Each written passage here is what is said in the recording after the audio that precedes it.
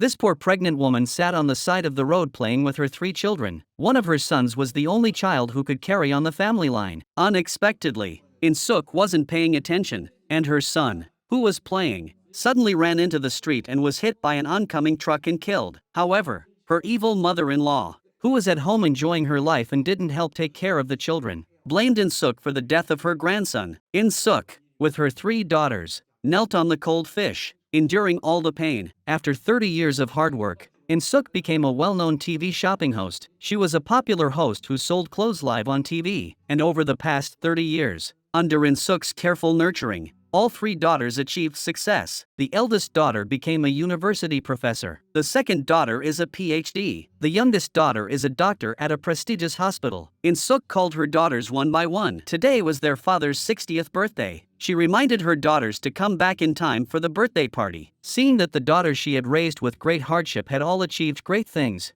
Insuk, who had once been humiliated by her mother-in-law, finally felt gratified. Just as the 4 women were immersed in the joy of their long-awaited reunion, 2 cars drove up. It was Insuk's husband's family. The evil mother-in-law walked in the middle, surrounded by her children, and headed towards Insuk. At this moment, Insuk was not afraid or humiliated. She walked straight to her mother-in-law with her head held high. Today's birthday party was all paid for by Insuk. Insuk tells her in-laws, who looked down on her, that through her hard work, she has not only provided a good life for her family, but also raised 3 wonderful daughters. However, her mother-in-law has never been able to get over the death of her grandson. The better Insuk does, the more her mother-in-law resents her. This makes Insuk look bad in comparison to her husband. Insuk, unfazed, stood up and announced that she would sing a song for her husband on this special day. However, the song revealed the bitter suffering she had endured over the past 35 years of serving her in-laws. It sang of the pain she endured after losing her son and being blamed by her in-laws. It also sang of the hardships she faced over the past 30 years raising her 3 daughters on her own. Those who did not understand the meaning of the song were merely spectators. Only her 3 daughters heard the message their mother was trying to convey and shed tears. At this moment, her husband also wanted to recite a poem,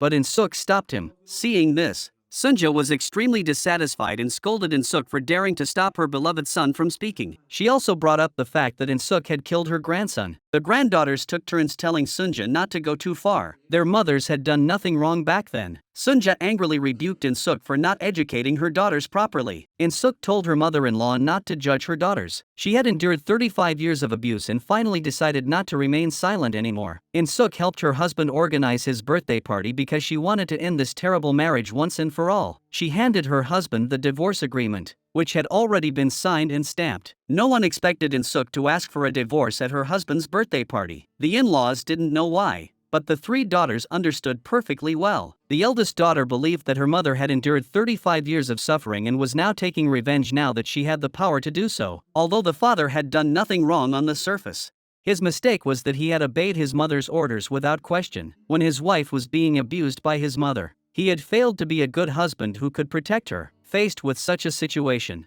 Qene could only drink in silence. However, Sunja began to defend her son and ask what Insuk was so great for wanting a divorce. Insuk broke down when she heard this and told him about all the injustices she had suffered over the years. All these years, she had served her husband, who didn't earn a penny. She was solely responsible for all 3 children's education and living expenses. She even paid for all the annual expenses for the family's ancestral worship. But her mother-in-law had given all her savings and property to her daughters. Sunja said that Insuk's daughters would all get married in the future, so she didn't want to spend money on them. Her other children all had sons, so it was only natural for her to spend money on them. At this point, Qene felt ashamed and told Insuk to stop making unreasonable demands. Insuk thought her husband's words were ridiculous. All these years, she had worked hard at home, only to be intentionally caused trouble and mocked by her in-laws. Her daughters confronted their father, asking if he had ever considered the issue from their mother's perspective. Every time there was a family dispute, their father had never spoken up for their mother. Their mother would never have considered divorce unless she had no other choice. Sunja was furious. She couldn't tolerate Insuk being more assertive than her. Qene didn't want to divorce his wife, but his mother insisted on forcing him to sign the divorce agreement. Sunja didn't care about Insuk as a daughter-in-law. Qene had no choice but to sign the divorce agreement as his mother demanded. Insuk picked up the signed divorce agreement and felt an immense sense of relief. 35 years of endurance had finally come to an end. She confidently left with her 3 daughters,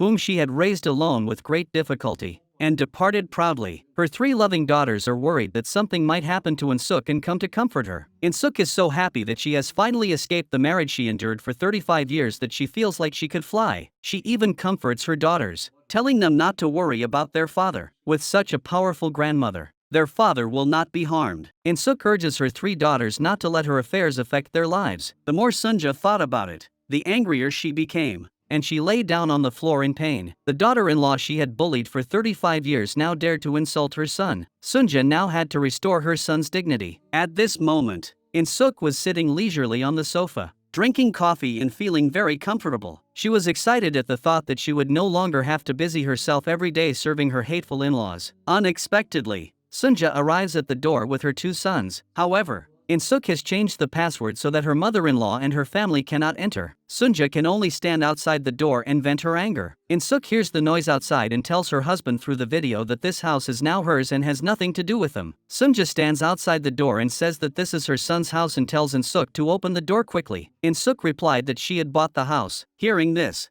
Sunja's anger reached its peak. Today, she had to break down the door and teach Insuk a lesson. However, she was so excited that she almost fainted. The neighbors warned them to leave or they would call the police. Qene had no choice but to carry his mother away first. At this moment, Insuk was even happier. It was so satisfying to keep her evil mother-in-law out of the house for the first time. With nowhere else to go, Qene had no choice but to take his mother back to his brother's house. Soyam was worried that Qene and his mother-in-law would stay at her house forever, which made her feel scared. Hearing this, Qene felt like he was living under someone else's roof. He had to have his own home. Sunja lay in bed and felt sorry for her eldest son. When Qene returned home, he found that the door was open. He couldn't wait to go inside. But what awaited him was a suitcase. Insuk had packed Qgene's clothes and told him to leave her home forever. This house was bought with the money Insuk had worked hard to earn over the years. It had nothing to do with Qene. Insuk had really had enough of a man like Qene. In 35 years, he had not contributed anything to the family and had never paid for his daughter's education. Insuk told Qene to get out of the house immediately. Qene had no intention of leaving. He immediately picked up the phone to call his daughters for help. Insuk snatched the phone from Qene. She did not want her affairs to interfere with her daughters' normal lives. She warned Qene not to cause trouble for his daughters. Qene saw that he was about to be kicked out and left homeless. Unexpectedly, his second daughter came home at that moment. He quickly hid behind her and asked for help. His second daughter could only act as a mediator and ask her mother to calm down and wait until her father had finished eating before kicking him out. Just like that, Qene finally had a brief respite. However, it was this respite that allowed him to find a way to avoid being kicked out. Insuk returned home and was startled by the noise coming from the study. She realized that Qene hadn't left. Qene, however, was talking confidently to his mother on the phone, saying that he would stay at home, and that they should bring the whole family over next week to worship their ancestors. Insuk was confused and didn't know where Qene got the confidence to call the whole family over. However, Qene quickly gave a reason why he would never leave. He placed a bank book in front of Insuk and said that when they bought the house, he had also contributed $1. If she didn't give him the money back, then he had the right to live in the house. But Insuk didn't remember her husband contributing any money when they bought the house. She had clearly taken out the mortgage and was paying it off herself. But looking at the large sum of money in the passbook, Insuk was confused and unsure. Just like that, Qene used this method to continue staying in the house, eating and drinking for free. When Insuk saw her husband still hanging around in front of her, she thought that the joy of escaping from her misery had vanished in an instant. She ran back to her room, picked up the passbook, and racked her brains, but she couldn't remember her husband paying for the house. Qene successfully stayed and immediately called his mother triumphantly. Previously, at his 60th birthday party, he had been humiliated by Insuk. Now, Qene had to prove to his mother that he was not a man who was afraid of his wife. So, he pretended to be arrogant and told his mother that he had taught Insuk a lesson and that she would never dare to mention divorce again. Sunja felt a little relieved upon hearing this, but a desire for revenge also arose in her heart. She instructed her son to make sure Insuk knew who was the head of the household. Then Sunja told her son to have Insuk prepare extra dishes for the ancestral memorial service. She also decided to repay all the humiliation she had suffered on that day. Qene confidently promised his mother he would not disappoint her. It seems that poor Insuk still has a long way to go before she can escape from her misery. Now Insuk is rich and has 3 wonderful daughters. But what Insuk never expected was that her eldest daughter, despite marrying into a wealthy family, would have a formidable mother-in-law. Having been tormented by her own mother-in-law, how could Insuk let her daughter go down the same path? That day, Insuk was furious when she found out that the chaebol's wife had bullied her eldest daughter and thrown away the things she had sent her. This made Insuk, who was cooking, so angry that she was about to explode. Back then, Insuk had no family to support her, so she suffered a lot of injustice and lived a humble life in her in-laws' home. But Insuk couldn't let her daughters go down the same path as her. Insuk immediately went to her eldest daughter's house and met her daughter's mother-in-law outside the door. The two greeted each other with smiles, but every word they said was aimed at the other, and not a single word was superfluous. Yunsuk rushed ahead to open the door to her son's house to show her status. Unexpectedly, it took her a long time to enter the door code. Insuk said that her daughter was afraid of burglars and had changed the code. Then she deliberately hid from Yunsuk and entered the code. Yunsuk asked in surprise why she wouldn't let her see. As soon as Insuk entered the house, she opened the refrigerator and took out all the side dishes Yunsuk had brought. Because Yunsuk had thrown away the things she had given to her daughter, she had to do the same. The two seemed friendly, but from the moment they met, they were at odds with each other. Insuk saw that Yunsuk was going to replace her eldest daughter's favorite curtains. She immediately smiled and scolded Yunsuk for not respecting other people's preferences and changing things without permission. Yunsuk refused to back down and said that personal preferences must also have standards. She said that Insuk's daughter's preferences were not up to the standards of a wealthy family. Yunsuk began to belittle Insuk's eldest daughter. This made Insuk very angry. Her eldest daughter was so wonderful, so Insuk began to fight back by talking about Yunsuk's precious son. Unexpectedly, Yunsuk dealt Insuk a fatal blow. How could someone who only knew how to raise daughters understand the subtle relationship between a mother-in-law and daughter-in-law? Yunsuk mocked Insuk for not having a son. After saying this, she left smugly. She tells the maid that Insuk also wanted a son, which is why she had 3 daughters. Insuk is devastated by Yunsuk's words. Her son died in a car accident 30 years ago. If Insuk hadn't been trying to stop her 2 daughters from fighting, she wouldn't have been distracted and the tragedy wouldn't have happened. This is the most painful thing Insuk will never be able to forget or forgive herself for until the day she dies. After getting married, Jaihai not only gave birth to her husband's children, but also had to go out to work. When she came home, she had to take care of her husband. She was already tired enough, but she still had to put up with her evil mother-in-law. In Yunsuk's eyes, if her daughter-in-law wasn't so educated, she would never have agreed to the marriage. That's why she always looked down on her daughter-in-law, who was born into a poor family. Due to her mother-in-law's domineering nature, Jaihai had to take time out of her busy schedule to attend her mother-in-law's fashion show interview. With her energy limited, Jaihai thought that her husband should come out and help her talk to her mother-in-law. However,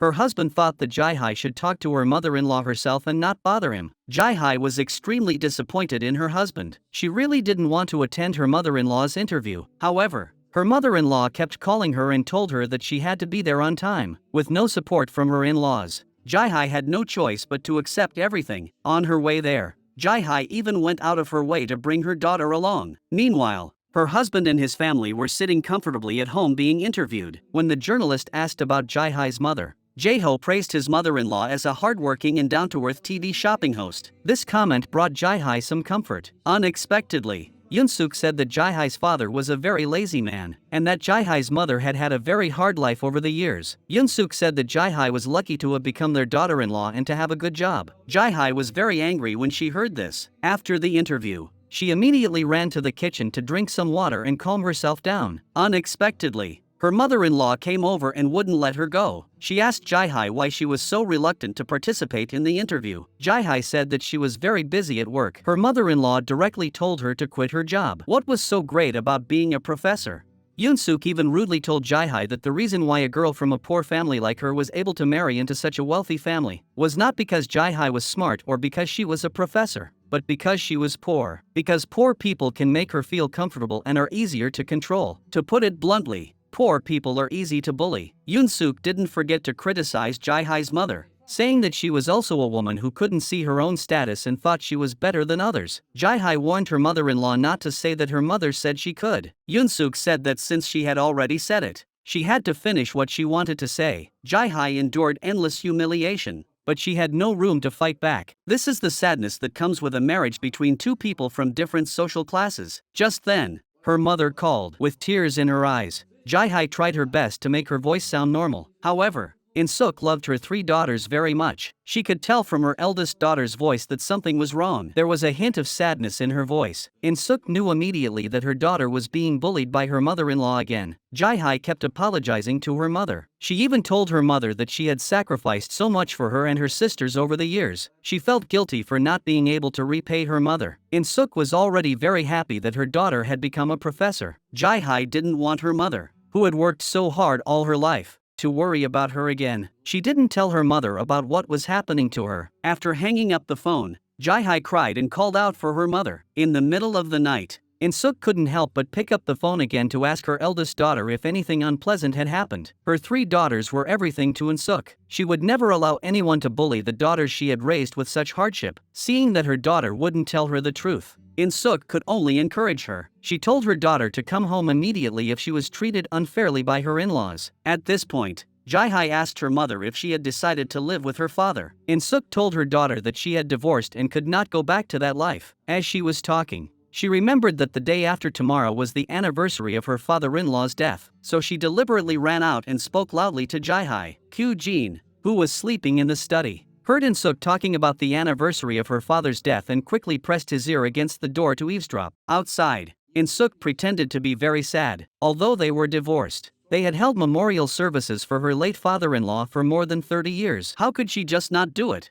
Qene was excited when he overheard this. He had been worrying about how to get Insuk to hold a memorial service for his father. The next day, Qene found his mother and bragged to her. He said that he had won Insuk over and that his father's memorial service would definitely be grand. Sunja then remembered how Insuk had deliberately caused trouble at her son's birthday party. She immediately thought that Insuk couldn't have changed so easily. Qene told his mother not to worry, saying that he had also contributed money for the house back then. Upon hearing this, Sunja immediately stood up and rushed out to confront Insuk. Qene, his younger brother, and his sister-in-law hurriedly held back the furious Sunja. They believed that Insuk was already preparing for the memorial service and must have realized that she was wrong and was trying to make amends. Hearing this, Sunja immediately calmed down. As long as Insuk held the memorial service properly, they would pretend that nothing had happened. However, unbeknownst to Qene, he had actually fallen into Insuk's trap. When the day of the memorial service arrived, Qene was shocked to discover that Insuk had not prepared anything, but he had already told his mother that he had won Insuk over, so he was completely panicked. At that moment, Sunja and her family were on their way. If his family found out that Insuk hadn't prepared anything for the memorial service for his deceased father,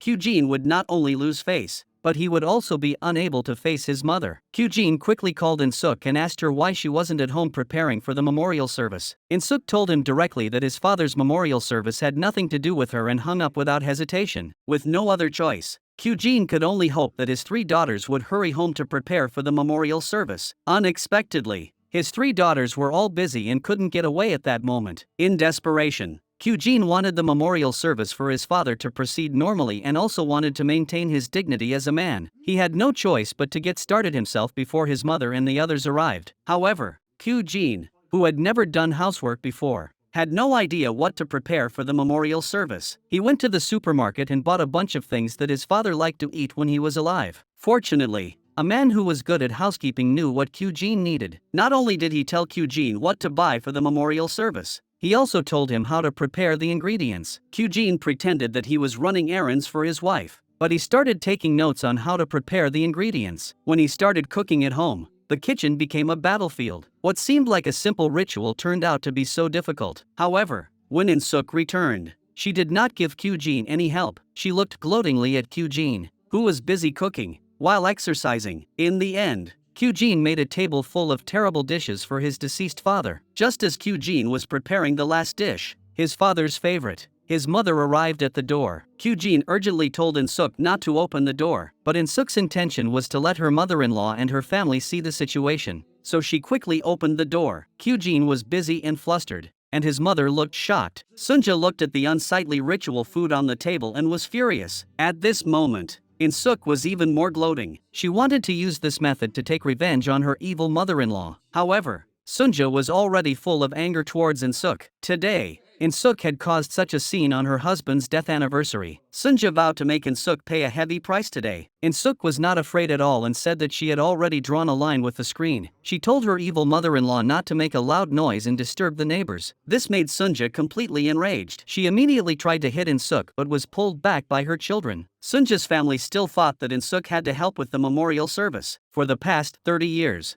Insuk had been the one preparing everything, and they had no idea how to do it. However, Insuk is no longer willing to let them bully her. She reiterates that she has nothing to do with their family anymore. The divorce agreement has already been signed and sealed. Insuk tells them to wake up and stop daydreaming. Sunja angrily scolds Insuk for doing something wrong and still daring to speak so boldly. She demands that Insuk hand over the money Qene used to buy the house. Having a mother-in-law like this has been so hard for Insuk, who has endured it for 35 years. Qene has no choice but to come out and stop her for the sake of his reputation. He once again says to Insuk in front of his mother and the others, "From now on, we really have nothing to do with each other." This is exactly what Insuk wanted to hear. Qene still has to prepare his father's memorial service, so he asks his mother and the others to calm down. Although Sunja hates Insuk, she has no choice but to hold her husband's memorial service. However, things did not go as planned. Seeing this, Insuk wanted to jump up and down in front of her evil mother-in-law to express her joy, but today was her father-in-law's memorial service, so she couldn't do that. Qene finally decided that he didn't want to stay in this house anymore, so he dragged Insuk to sell the house. Qene wanted to leave with his own money. Insuk had no money, so she had no choice but to agree. Unexpectedly, Qene received a call that his mother had fallen ill and been sent to the emergency room. He wanted to take Insuk with him,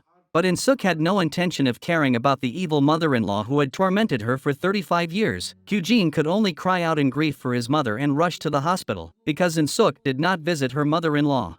Qene naturally returns and angrily scolds Insuk for being disobedient. Insuk says that they are divorced and have nothing to do with each other. At this point, Qene starts talking about buying a house and paying for it. This makes Insuk feel extremely helpless and gives her a headache. She thinks about how she has been alone in her husband's family for decades, raising 3 daughters with great hardship. She has been through a lot. Not only that, she also had to serve her incapable husband and support her hot-tempered mother-in-law. Insuk even paid for her husband's younger brother to open a fried chicken restaurant. At that moment, she suddenly thought of something. Insuk hurriedly took out her bank book and immediately understood what was going on. The next day, she went to the bank and checked the details. Insuk finally confirmed that Qgene's money was not used to buy a house. From beginning to end, Qgene had never spent any money on his family. When she returned home, Insuk yelled at Qgene, telling him to pack his things and get out of her house. Qgene explained that he had stayed in the house because he couldn't bear to leave his daughters. Insuk found this ridiculous. The man who had ruined her life had finally left her. She happily exercised at home. At that moment,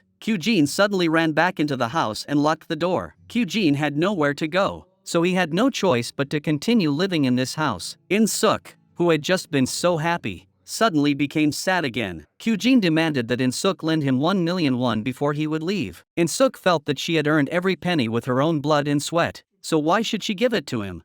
With no other choice, Insuk pretended to agree and tricked Qgene out of the house. Then she unceremoniously forced Qgene to leave her home. Qgene tried to rush into the room, but Insuk blocked the door. Insuk finally got rid of this trashy man, but this made her feel exhausted. She thought that signing the divorce agreement would completely rid her of her miserable life, but things did not turn out the way she wanted. However, just as her emotional problems were resolved, bad news came from her career. Due to Insuk's exaggerated advertising and gift-giving on a TV shopping program, she encountered an extremely stubborn customer who realized that he had been deceived. The customer went straight to Insuk's company to fight for his rights. Insuk saw that it was Panhee, the man who had been the real estate agent who had sold her the apartment. Panhee publicly berated her, calling her a wicked woman. Insuk's situation was reported on TV, severely damaging her career. The company's higher-ups shifted all the blame onto Insuk. All the negative news was directed at her. Yunsuk saw Insuk's situation on TV and was overjoyed. However,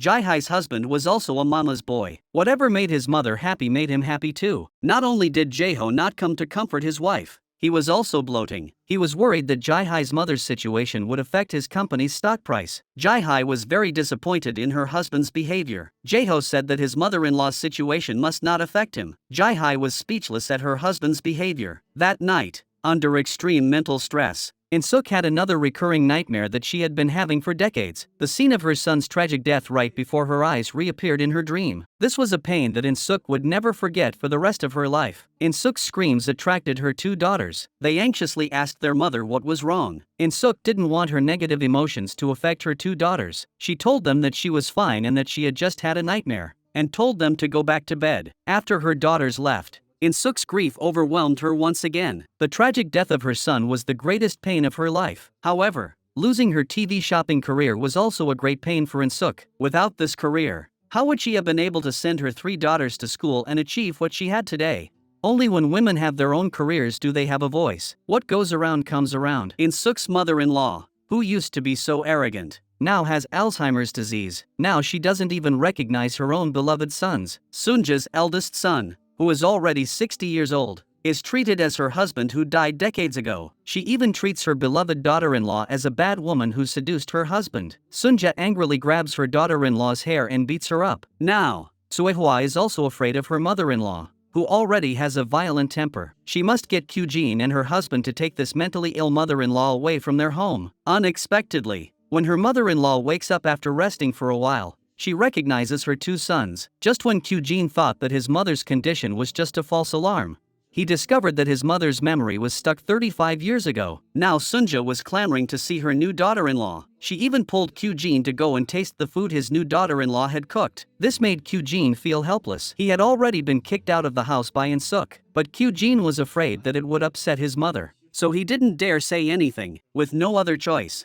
Qene called Insuk downstairs and told her about his mother's condition. He hoped that Insuk would cooperate and put on an act to fool his poor mother. Insuk remembered how her mother-in-law had tormented her for the past 35 years and felt no sympathy for her. She wondered what kind of dementia had come on so quickly. She would never let Qene bring his mother-in-law to her home, seeing that his mother would be homeless if they didn't go to Insuk's house tonight. Qene had no choice but to ask his second daughter for help. Jiyeon took it upon herself to bring her father and grandmother to her home. Coincidentally, Insuk and Qene's mother-in-law's dementia appeared just as they were going through a divorce. Moreover, her memory was stuck on the day she and Qene got married. This made Insuk very suspicious. Qene begged Insuk to cooperate with him and act for one day. Then he would take his mother away from this house forever. His daughter also begged Insuk to cooperate. Insuk felt that she had finally escaped the hell she had lived in for 35 years. So how could she continue to suffer in this hell? At her daughter's request to help Qene, Insuk, who was not a heartless person, could only sacrifice her own feelings and agree. At this moment, her mother-in-law did not treat her as an outsider at all. While wolfing down her food, she kept praising Insuk for her excellent cooking skills. She said that she would eat Insuk's cooking every day from now on. Then, accompanied by Qene, she happily ate snacks and watched TV. Sunja acted as if she were at home. While Insuk was extremely uncomfortable, she asked her younger daughter, who was a doctor, about her grandmother's condition. However, her younger daughter was not sure either. After examination, it was possible that she had dementia, or it could be temporary memory loss due to mental stress. The only thing that made Insuk feel happy was that her evil mother-in-law had hit her beloved daughter-in-law. Unexpectedly, as soon as the laughter died down, her mother-in-law pulled Qene over. Then Sunja pulled Insuk's hand and put it in Qene's, telling them to stay together forever and have 10 boys for the family. She then forcefully pulled the two of them to the bridal chamber. When they arrived at the room,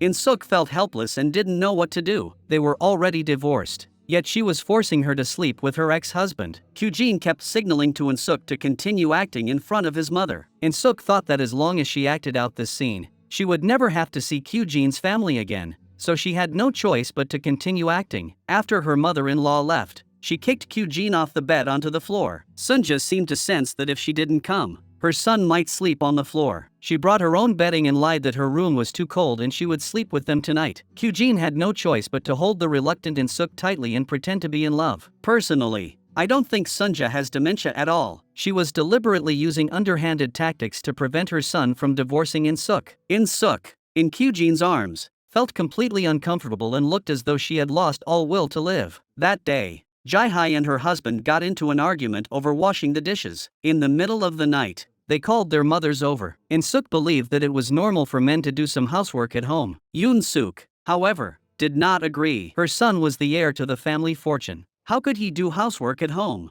She believed that the duty of a poor daughter-in-law was to take care of her husband and children at home and devote herself entirely to her in-laws. Listening to Yunsuk's biased views, Insuk felt that her daughter must have suffered a lot. Her eldest daughter, a university professor, had always been Insuk's pride and joy. She would never let such an excellent daughter stay in this family and be trampled on by such a wicked mother-in-law. Insuk didn't want her daughter to become the next version of herself. So, without hesitation, she told her daughter to pack her things and leave the house. Yunsuk was panicked. The most important thing for a wealthy family was their reputation. She absolutely cannot allow her precious son's life to be tarnished by a divorce scandal. Yunsuk is immediately frightened and asks Insuk to sit down and talk it over. Insuk has a wealth of experience in this area and has already prepared her daughter. She has drawn up an agreement on equal household duties, which requires both husband and wife to share the housework. Under this agreement, Jae-hai and her husband take turns doing the housework. That day, Jae-ho came home from work and found that the sink was full of pots and dishes and there was trash everywhere that needed to be taken out. This made Jae-ho very unhappy. He thought that after working all day, why should he have to do housework and cook for himself?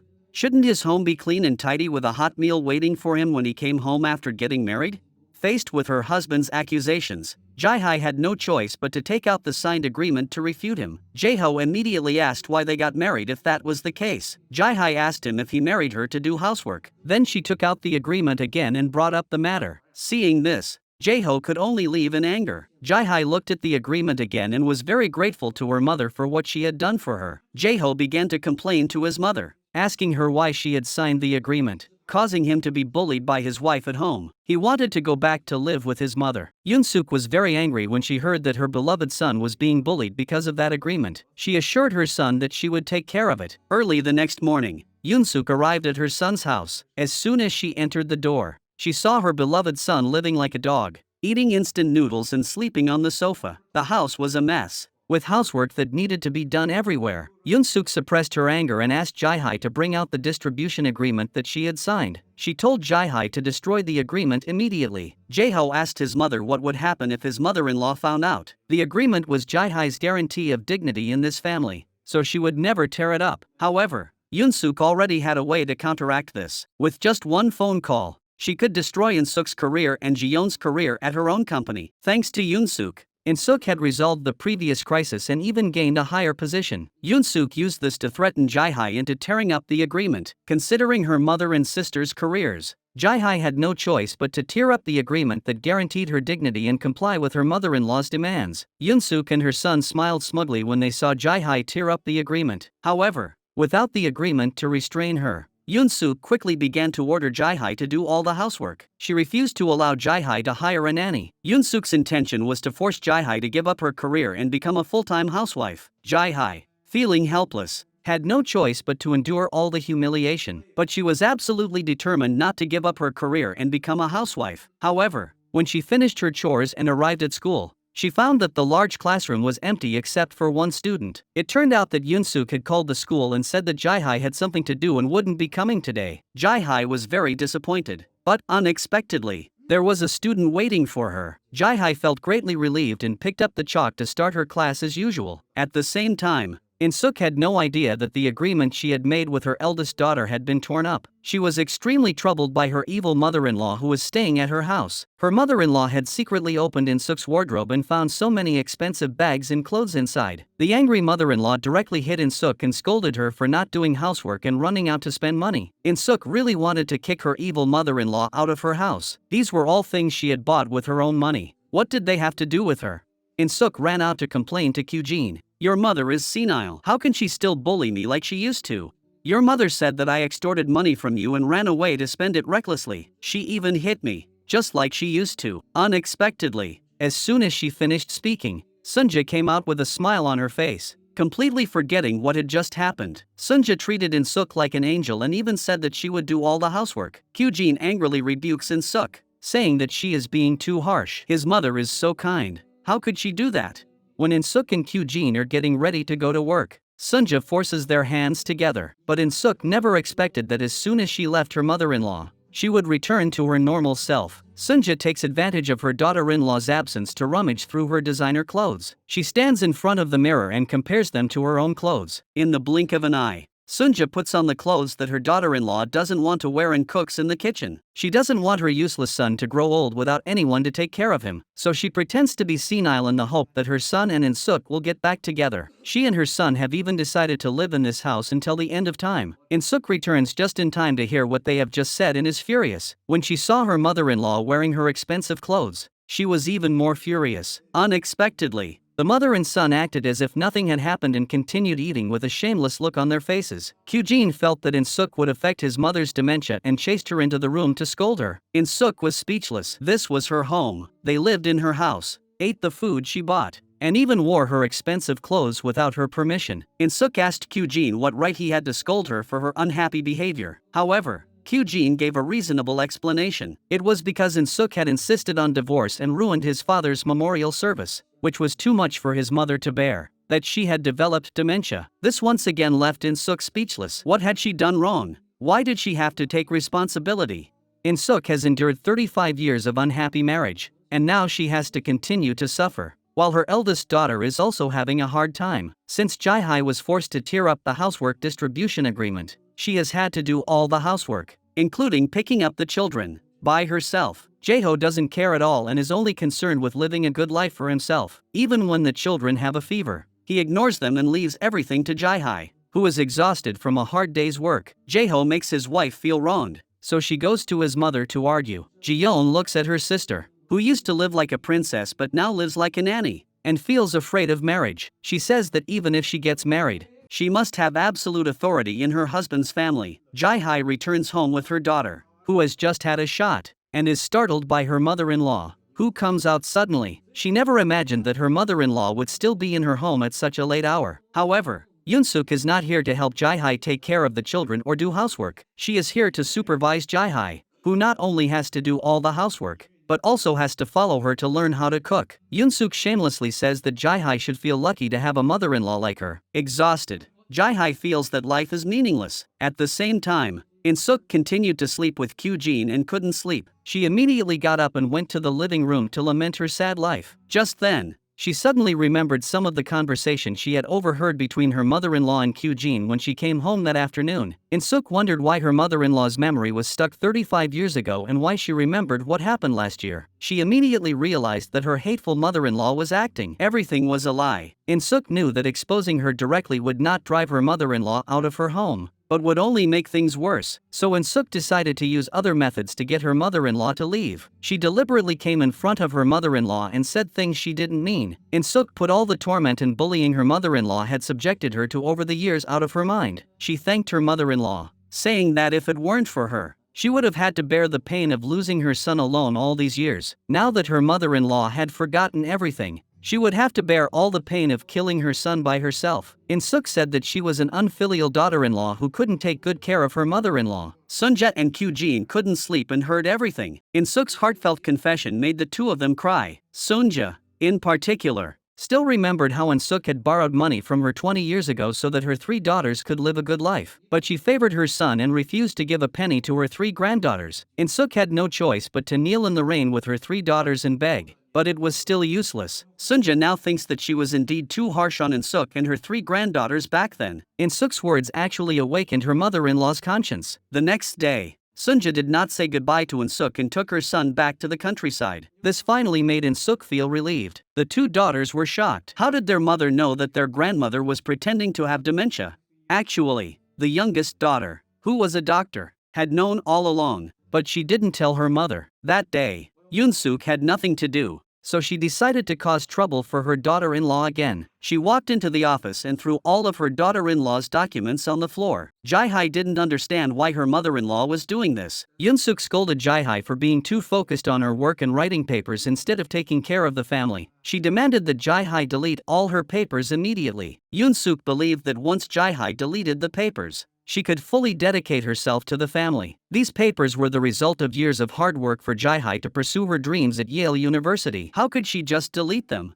However, in Yunsuk's eyes, Jihai, a university professor, was nothing. She believed that a woman like Jihai was only fit to be a housewife. Yunsuk continued to threaten Jihai with her mother's career. If Jihai didn't delete her thesis, she would ruin Insuk's career. In the end, for the sake of her mother, Jae-hye had no choice but to delete all the papers she had written over the years. However, the immense pain in her heart was too much for Jae-hye to bear. This scene was witnessed by Tae-hun, who rushed Jae-hye to the hospital for treatment. Mother and daughter are connected by heart. Jae-hye's sudden illness caused Insuk, as a mother, to feel a sudden headache. She immediately sensed that something might have happened. Insuk immediately called her three most precious daughters to ask if they were safe. Unexpectedly, none of her daughters answered the phone. This made Insuk even more nervous. It had never happened before that she couldn't reach any of her three daughters. It turned out that the three sisters were together. Jae-hye didn't want her mother to know about her situation, so she asked her two sisters to keep it a secret. Unexpectedly, her youngest sister finally couldn't hold back and scolded her older sister. "Our mother raised us with great hardship,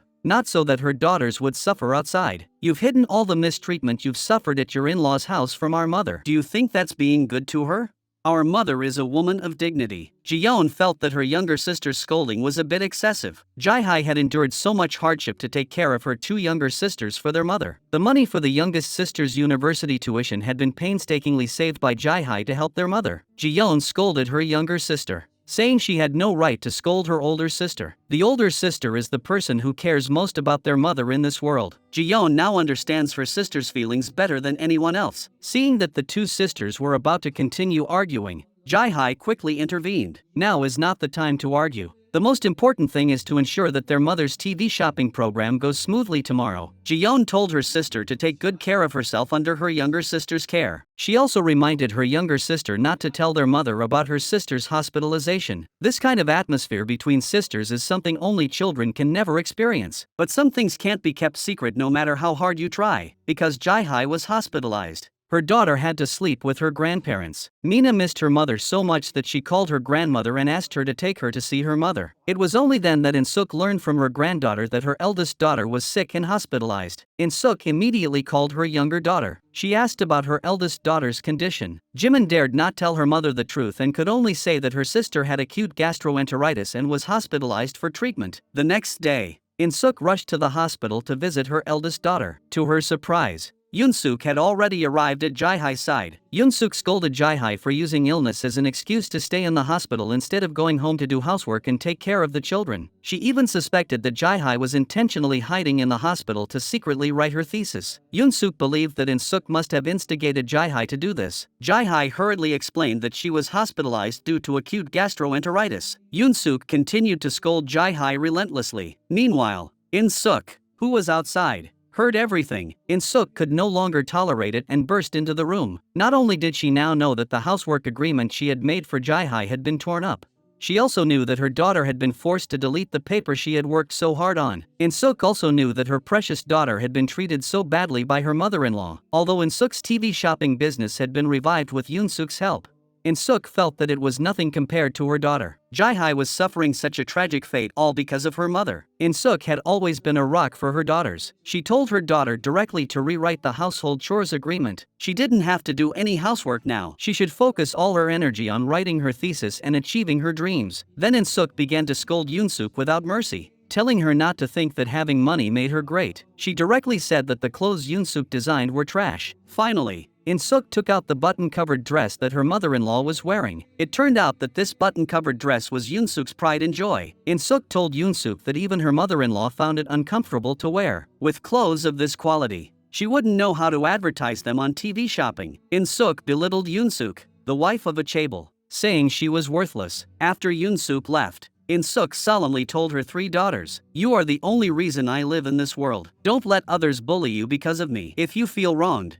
speak up. I will fight for justice for you even if it kills me." This is perhaps the meaning of a mother for her children. Angry Yunsuk will not let Insuk get away with this so easily. After returning home, she picks up the phone and asks her husband to cancel Insuk's TV shopping show where she is selling her own designs. Her husband is so angry that he almost jumps up. Jae-ho quickly reminds his father to calm down as there are subordinates present. Her husband tells Yunsuk that it's too late as the show has already started and there's no way to stop it. At this moment, Insuk had already started the show and was introducing the clothes she was wearing as Yunsuk's designs. Yunsuk watched Insuk on TV with bated breath. Sure enough, Insuk started criticizing Yunsuk's designs on TV. calling them trash. This was a huge blow to Yunsuk. She was terrified that something like this would really happen and destroy her reputation. So Yunsuk immediately called the TV shopping program's director, President Woo, demanding that he stop Insuk's show immediately. As a result, Insuk's show was abruptly cancelled, and she faced the possibility of being forced out of the company. Ji-yeon immediately went to confront President Woo, demanding to know why he had done such a thing. However, President Woo, who had no regard for Insuk, a person with no background who only worked hard, did not take her seriously. He even blamed the entire incident on Insuk. President Woo said that Insuk didn't win Yunsuk's heart, which led to the current situation. This made Ji-yeon very disappointed in the young President Woo. She immediately went to comfort her mother. Insuk told her daughter not to take it too much to heart. After the argument with Yunsuk at the hospital, she had already expected this outcome, but Insuk said that she didn't regret it. For her daughters, she was willing to give up everything. Although she had worked for 15 years since the day she started with TV shopping, this job held extraordinary significance for her, because it was through this job that Insuk had raised her 3 daughters and nurtured them into such outstanding individuals. A heartbreaking memory resurfaced in Insuk's mind. After losing her son, Insuk was even more disliked by her in-laws. She was left to raise her 2 daughters and newborn baby daughter on her own, which made her lose the will to live. Even though they were so young, her 2 daughters understood their mother's difficulties. They didn't make a fuss, found food for themselves, and helped their mother take care of their little sister. This scene gave Insuk hope for life again. She realized that she still had 3 daughters, not just her dead son. From that moment on, Insuk vowed to raise her daughters well, no matter what the cost. Ji-yeon was finally relieved to see that her mother had given up on TV shopping, in order to prevent her other 2 daughters from worrying about her. Insuk went to the hospital and told her daughters that she was fine. Insuk looked at her eldest daughter sitting on the hospital bed and thought that it was all her fault. She secretly vowed that even if it meant her own death, she would avenge her eldest daughter. Insuk was worried that her 3 daughters would continue to be bullied because of her. She repeatedly told her daughters not to do anything foolish for their mother in the future. "You do what you want to do. I'll take care of everything else." Insuk believed that she was not responsible for the TV shopping program being taken off the air. She did not accept being fired, so she submitted her resignation letter to President Woo herself. Unexpectedly, President Woo directly mocked Insuk. Insuk left in a rage. However, President Woo's retribution soon came. After mocking Insuk, President Woo slipped and fell during a dinner with his colleagues and was hospitalized. Jimin knew that President Woo was very unkind to her mother, so she decided to take advantage of this opportunity to make President Woo suffer a little. Jimin forcefully kicked his injured foot and gave him an extremely rough injection. Upon seeing Jimin's beautiful face, President Woo immediately lost his temper. He fell head over heels for Jimin at first sight. When Jae-hye learned that her mother had ultimately left her 15-year career in TV shopping, she felt deeply wronged and angry. She had sacrificed so much for her mother to continue working in TV shopping. She tore up the household chores agreement and deleted the papers she had worked so hard on for years. However, her mother was still kicked out of TV shopping for the sake of her eldest daughter. Since this was the result, Jae-hye blamed her mother for not being more patient with Yunsuk. Why did she let Yunsuk bully her eldest daughter like this? Insuk said that as a mother, she couldn't just stand by and watch her daughter be bullied by her mother-in-law. Hearing this made Jae-hye feel even more sad and angry. Jae-hye didn't want her mother to destroy her life for the sake of her 3 daughters. She didn't want her mother, who had worked hard all her life, to suffer and struggle for the sake of her daughters. The 3 daughters had grown up and were no longer children who could hide under their mother's wings. This was the first time Insuk had ever seen Jae-hye lose her temper in front of her. She understood how sad Jae-hye was. She blamed Jae-hye's mother-in-law for everything. Insuk was determined to find Yunsuk and avenge her daughter. In the middle of the night, she went straight to Yunsuk's house. When Yunsuk saw Insuk, she was so scared that she hid. Yunsuk's husband, Min-sik, was a knowledgeable and reasonable man. He knew that his wife had gone too far this time, so he took the initiative to apologize to Insuk. But Insuk didn't come for herself, but for her daughter. The previous agreement on the division of household chores had been torn up, so Insuk rewrote it and upgraded the contents. Both sets of parents were not to interfere with or hinder Jae-hye and Jaeho's social activities. Min-sik had no objection to these fair and just terms and immediately picked up a pen to sign. However,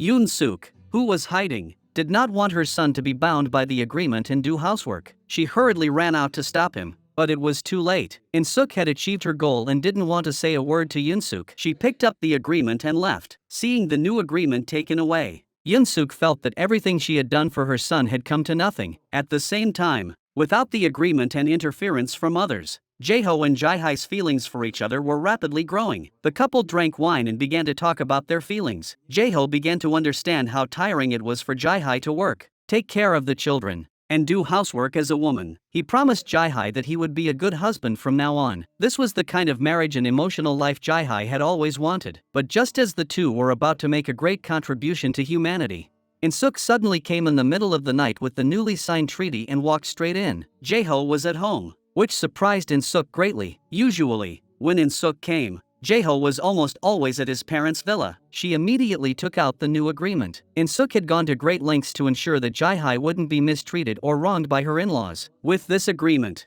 Jaehai wouldn't have to argue with Jaeho over household chores. However, Jaehai told her mother that she didn't need the agreement, as she and Jaeho were getting along well now. But Insuk insisted that only the agreement could solidify Jaehai and Jaeho's marriage. As she spoke, she opened the agreement to check that today was Jaeho's turn to wash the dishes. Insuk immediately told him to go wash the dishes right away, but Jaehai stopped him. Insuk hadn't realized the problem yet and saw that Jaehai, who had just been discharged from the hospital, was still drinking. She immediately began scolding Jaeho for letting Jaehai drink when she wasn't fully recovered. Jaehai angrily tells her mother that she will take care of her health herself. Insuk thinks that Jaehai is angry because her mother-in-law is bullying her. Jaehai doesn't want to continue talking to her mother. She tells her mother not to run around so late for him anymore. Insuk has no choice but to leave. After returning home, she feels very distressed. Insuk had thought that her life would be better after the divorce, but now she found that it was still very difficult. At that moment, she suddenly remembered that she should submit the divorce agreement to the court to end this painful marriage once and for all. At the courthouse door, Qene still didn't understand why Insuk,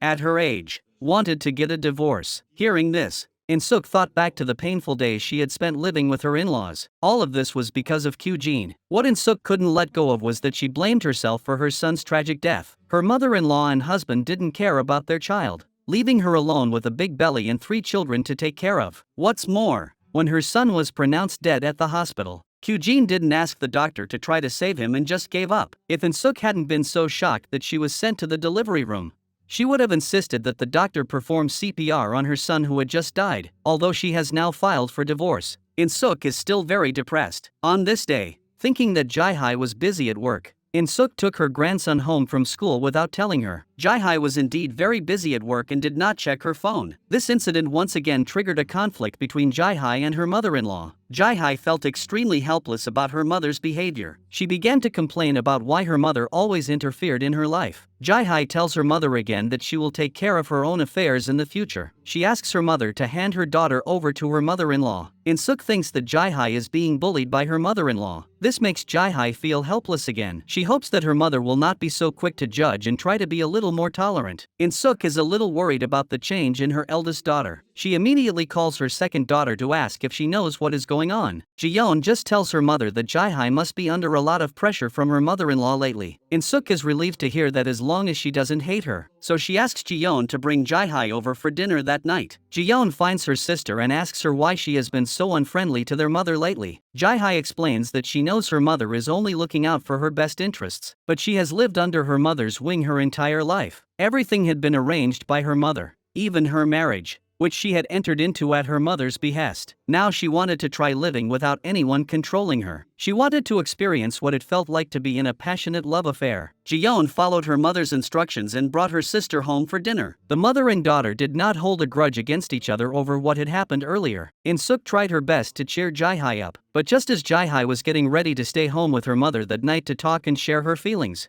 Yunsuk suddenly called in a rage, demanding Jiyeon come home immediately. Jiyeon had no choice but to leave without even finishing her soup. Jiyeon knew her mother was hurting and made up an excuse that her sister might need to go home to take care of the children. Insuk pretended nothing was wrong, but her heart ached deeply for Jiyeon's current life. Jiyeon saw how miserable her father's life had become after the divorce. She actually asked her mother to bring her father back to live with them. Insuk was angry that her daughter was speaking up for that irresponsible husband. She had endured so much pain over the years and had finally gotten a divorce. Jiyeon's actions today hurt her mother deeply. Insuk returned to her room with a heavy heart and began to scold Qene, asking him why he wouldn't let her go even though they were already divorced. However, Jiyeon remained determined to save her father, who was now living in poverty. She called her sisters together to pool their money and find a better place for their father to live. After all, He was their biological father, and none of the three daughters had considered their mother's feelings. However, Jimin was powerless to help,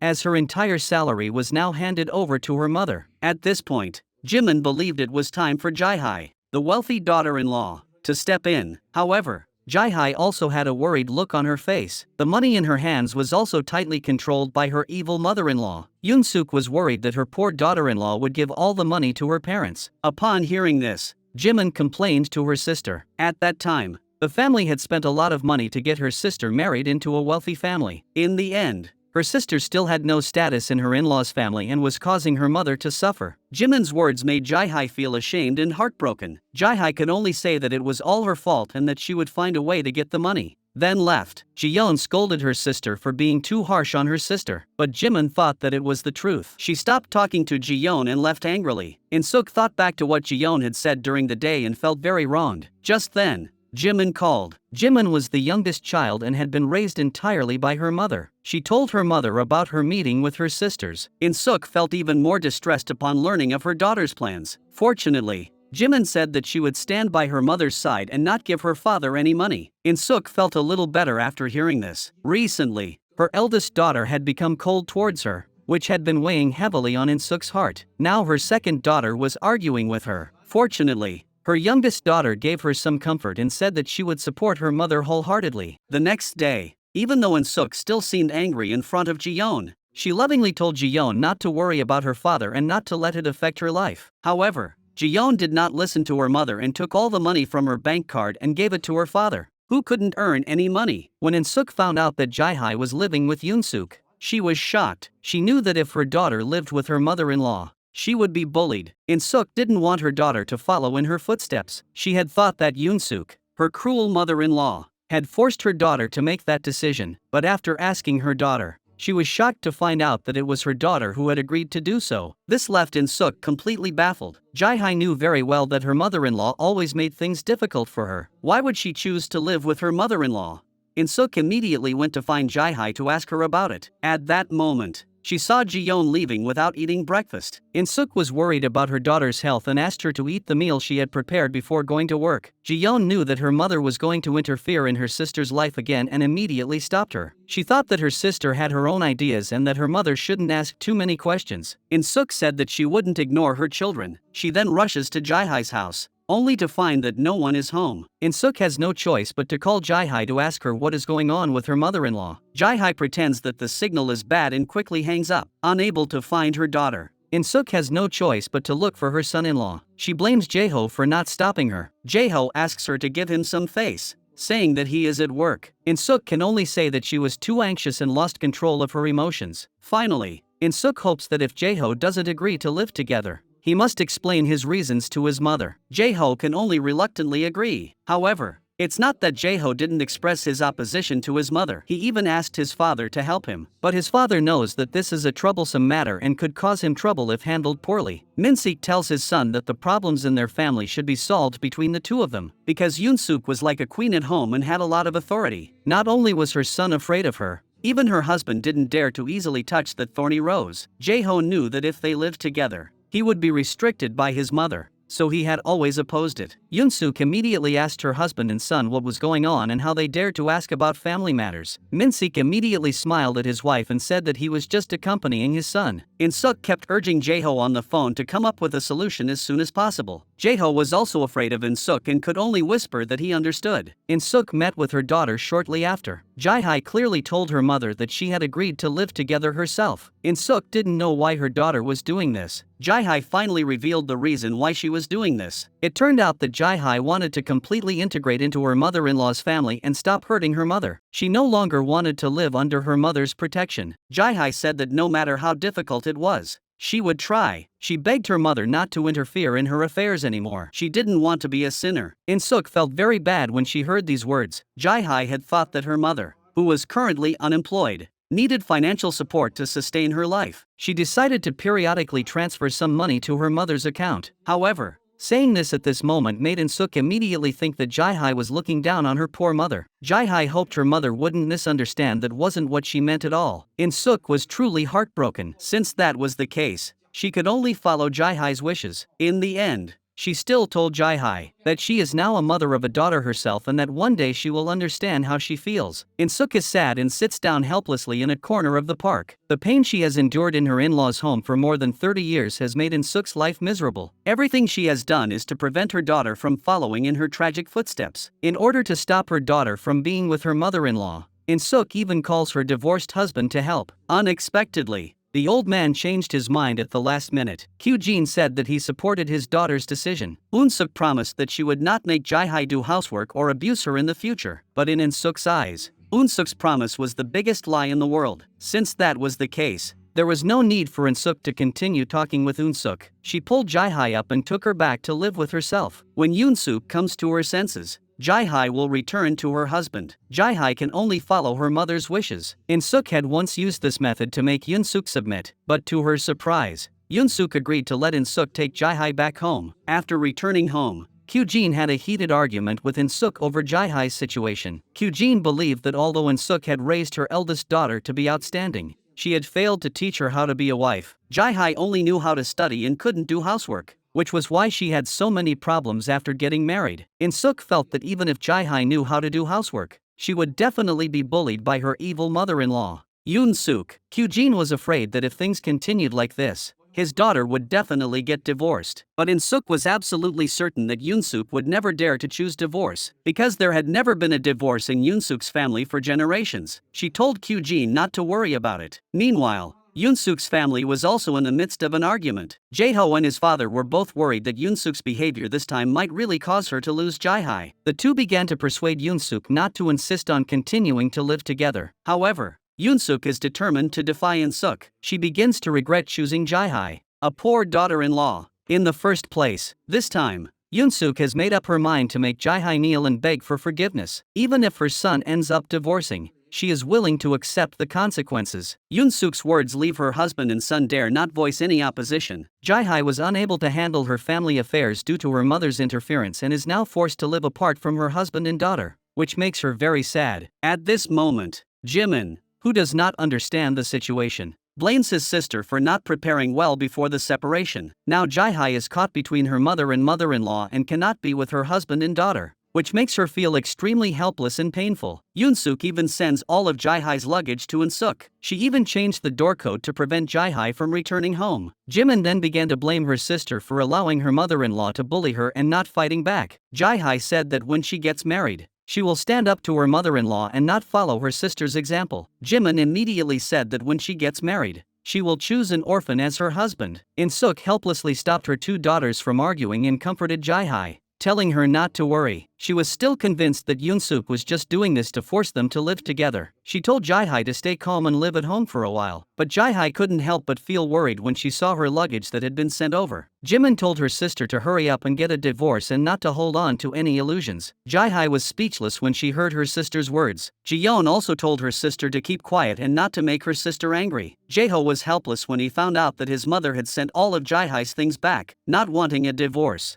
he could only let his mother stop there. That day, Jae-ho secretly took his daughter to see his wife. Mina was curious as to why her father was taking her to see her mother in this way. Just as Jae-ho was about to explain to his daughter, Yunsuk appeared. Yunsuk believed that Jae-hai must have instructed Jae-ho to steal her granddaughter. Before the family lived together, she absolutely refused to allow Jae-hai to see her daughter. Yunsuk even directly transferred the child to a different kindergarten. This left Jae-hai, who missed her daughter deeply, feeling utterly helpless. The two mothers had launched a war for their respective children. This also left Jae-hai and Jae-ho feeling utterly helpless. The slowly warming marital relationship was once again dealt a massive blow. Jae-hai blamed her mother-in-law for everything that had happened. Jae-ho immediately rebuked her, saying that it was all Jae-hai's fault. If she didn't do the housework and take care of her husband and daughter, his mother wouldn't have wanted to live with them. Hearing this, Junwoo was very sad and disappointed in Jae-hai. She accused her husband of always listening to his mother and never saying a word to her. However,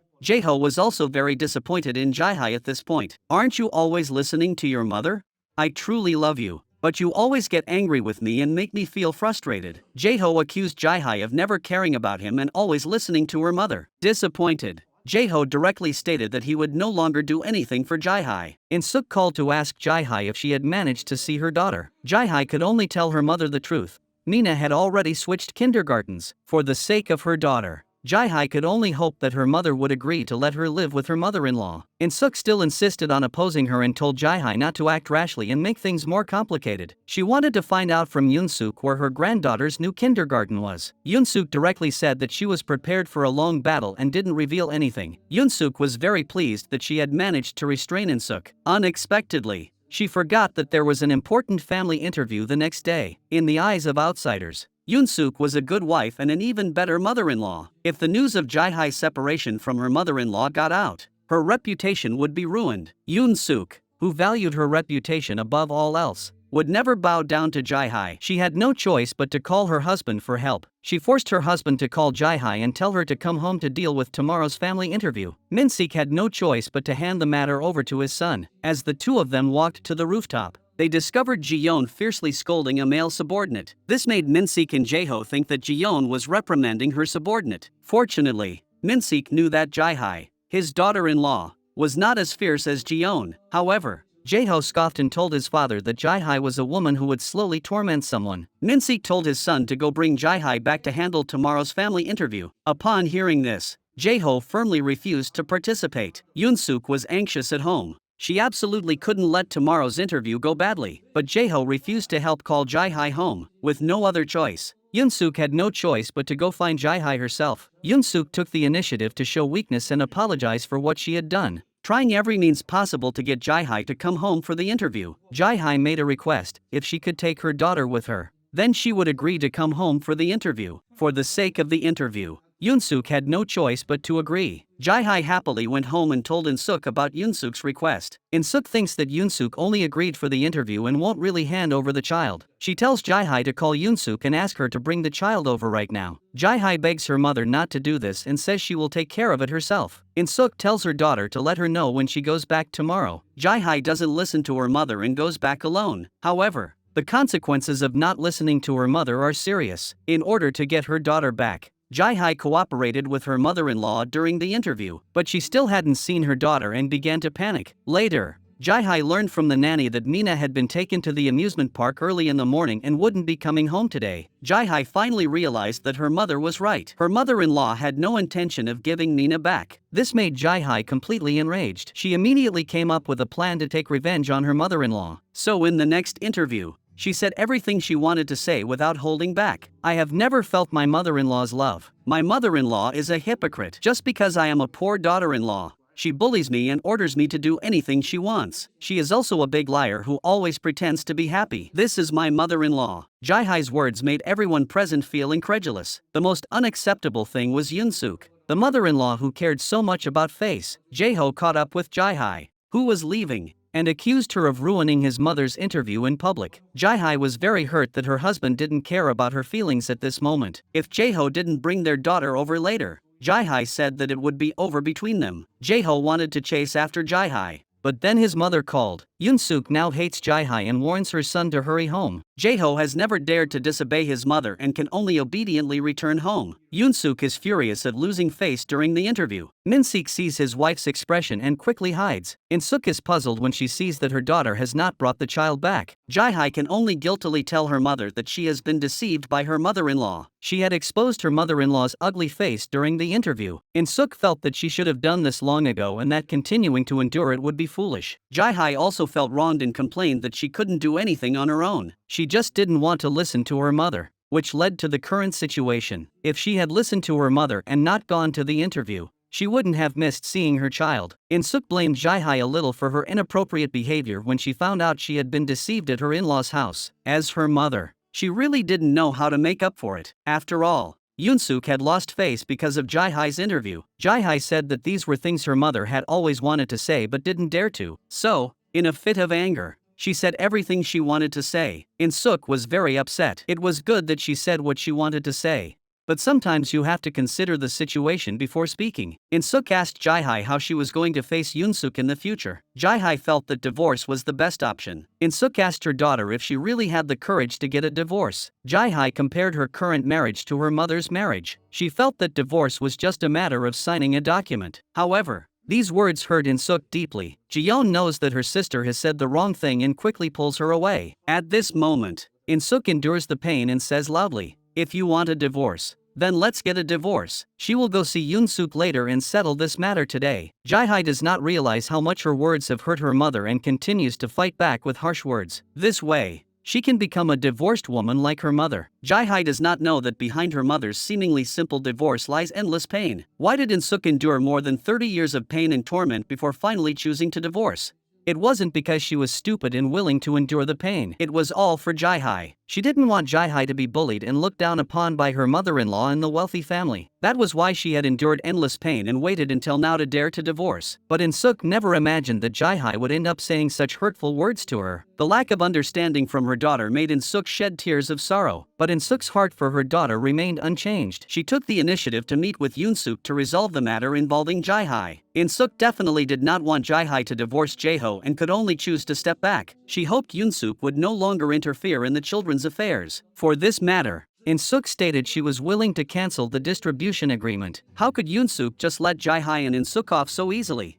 Insuk thought Yunsuk still wanted to live with her daughter, but Yunsuk said she wanted them to divorce, which surprised Insuk. Insuk knew Yunsuk wasn't just talking this time for her daughter. She even set aside her pride and apologized to Yunsuk. Yunsuk was very happy to see Insuk, who had always been arrogant in front of her, bow her head. But she still wasn't prepared to let Insuk and her daughter off so easily. Jae-hye had a lot of resentment towards her mother. For the sake of her daughter, Insuk had no choice but to take the initiative to ease the tension. She asked Jae-hye to reconsider the divorce. Jae-hye didn't even look at her mother and just replied coldly, "I understand." The next day, Jae-ho rushed to Jae-hye's office. He had learned that his mother-in-law had bowed to his mother but had not been accepted. Jae-hye was also surprised to hear that her mother had bowed to her mother-in-law. At this moment, Jae-ho had come to express his feelings to Jae-hye. He would no longer listen to his mother. He would not let Jae-hye down again. He would use his own strength to protect his family. Jae-ho immediately decided to take his daughter back from his mother and give her to Jae-hye. Sure enough, Jae-ho kept his word. Upon returning home, he began calling out his daughter's name, but Yunsuk was as domineering as ever. If her son dared to disobey her and take their daughter away,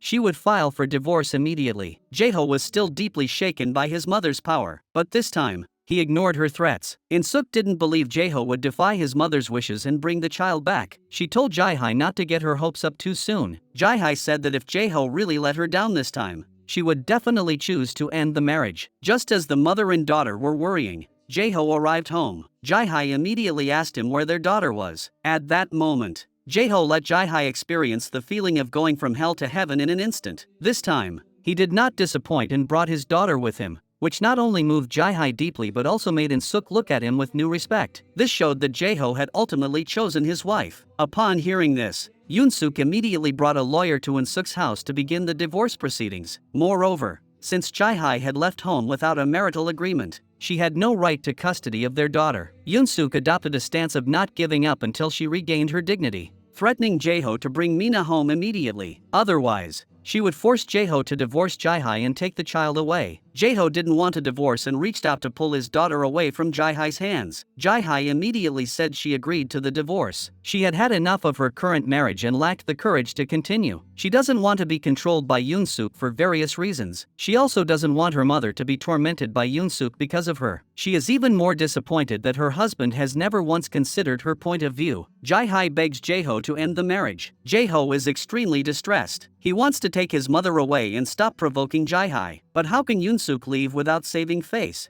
Jae-ho, who had been suppressing his feelings for a long time, finally exploded. In the past, he had always done whatever his mother said, but now he had decided to do things differently, for himself and for Jae-hye. Since they were getting divorced, he would give up custody of the child. Jae-ho told his mother to hurry up and leave the house with a lawyer. After they left, Jae-hye also began to complain about her mother. It was her mother's interference in her life that had led to her current miserable situation. Jae-hye asked her mother once again to stop meddling in her affairs. Finally, she said she would move out of the house and live alone with her daughter. Jae-hye's words pierced Insuk's heart like 1,000 arrows. She only wanted to protect her daughter from being bullied by her mother-in-law. Was that wrong?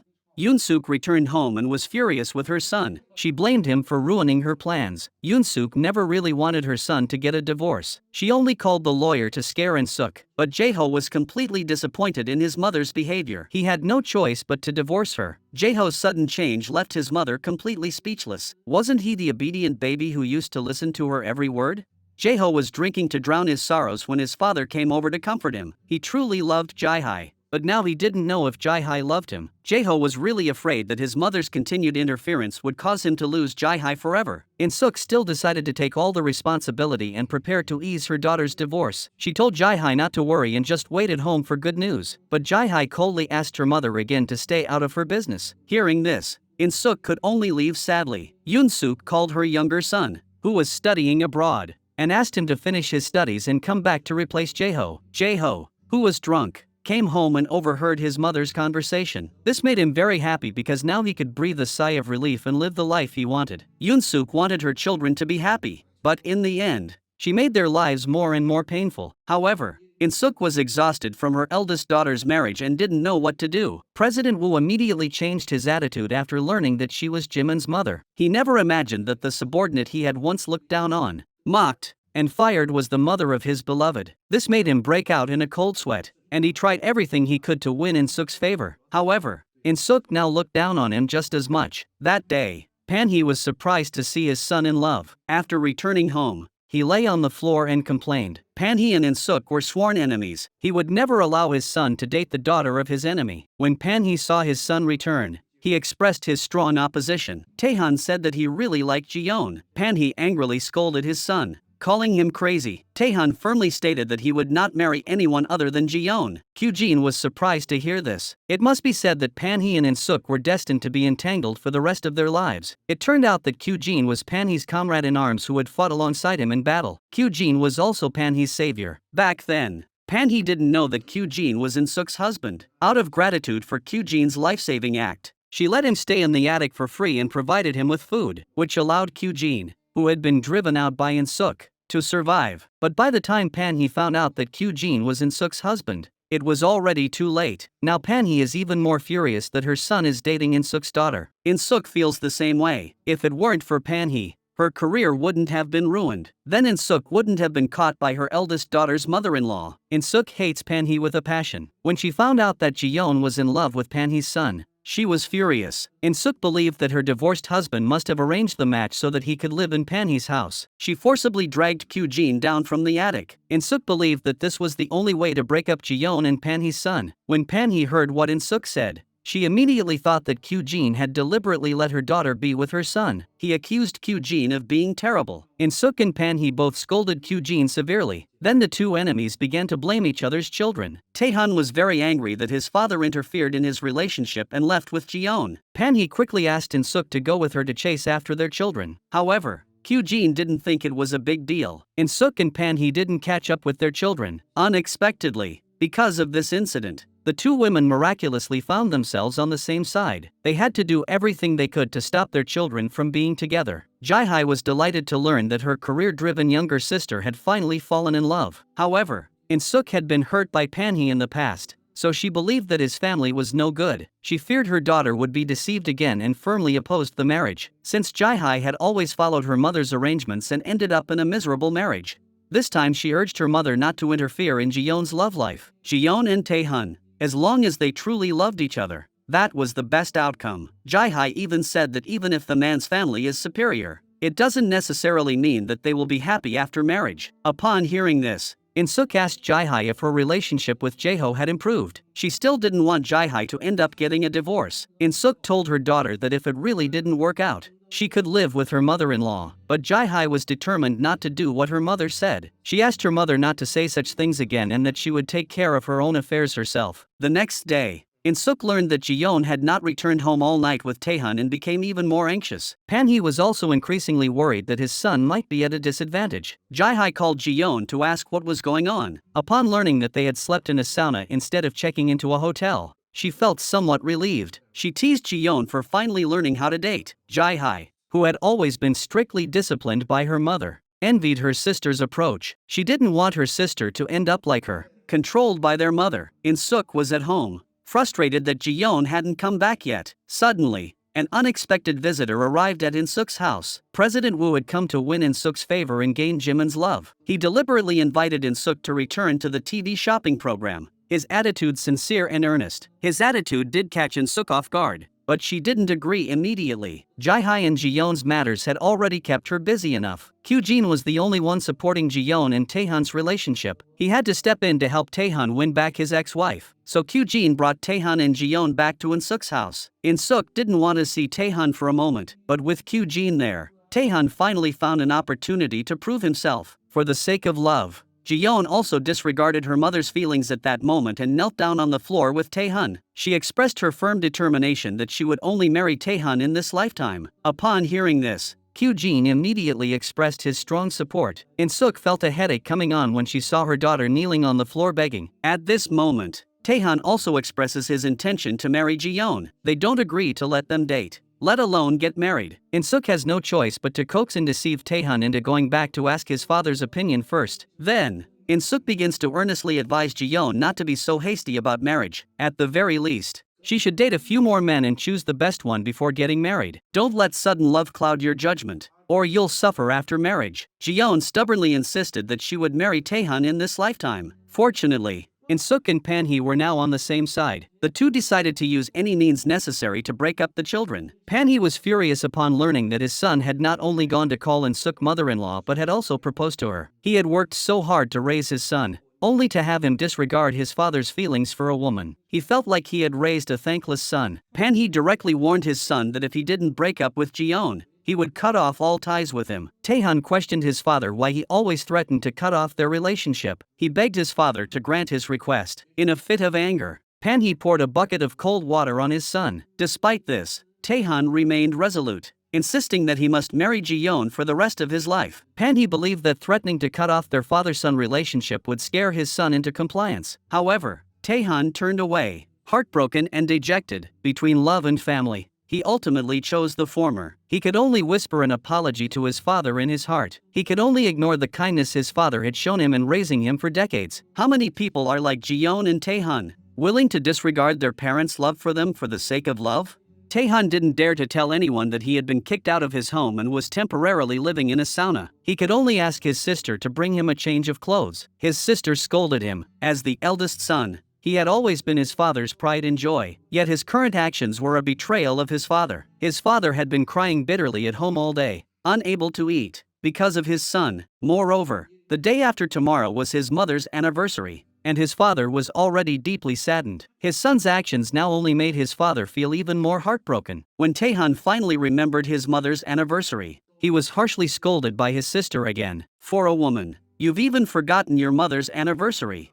It seems that the saying love is poison is not just a saying after all. Qene took advantage of dealing with Ji-yeon's problem to stay at Insuk's house for free. Insuk directly warned Qene to leave the house as soon as he was done with his business. But Qene pretended not to hear and tried every means possible to stay. Ji-yeon came in the middle of the night to bring Taehan some porridge, but was scolded by Pan-hee. It was all because of this woman that her son ran away from home and even cut off all ties with his father. Ji-yeon then realized that Taehan had left home for her. Taehan's sister scolded Ji-yeon, calling her a shameless woman. Pan-hee and his daughter both disliked Ji-yeon. Taehan returns home just in time to see his father and sister scolding Ji-yeon. He immediately blames his father for taking his anger out on her and tells him not to hurt the person he loves. Pan-hee is furious that his son would stand up to him in public for a woman. Pan-hee tells his son that he is never to return to this house. His sister tells Taehan to beg his father for forgiveness. Ji-yeon, seeing this, could only keep saying to Pan-hee that she was sorry and that she and Taehan truly loved each other. Pan-hee warned her son that if he left now, he wouldn't be allowed to attend his mother's memorial service. But even Pan-hee's threats were to no avail. Taehan hesitated for a moment before taking Ji-yeon's hand and resolutely choosing to leave. His actions dealt a huge blow to his father. This made Pan-hee hate Ji-yeon even more for ruining the relationship between himself and his son. He immediately picked up the phone and called Insuk. Pan-hee angrily blamed her for causing him and his son to sever their father-son relationship. He even accused Insuk of raising such a shameless daughter. Insuk was extremely upset because he felt that he was not scolding Ji-yeon, but her as a mother. When Ji-yeon returned, her mother asked her if she had any self-respect. Taehan's family hates you so much. Why do you still go to someone else's house and humiliate yourself?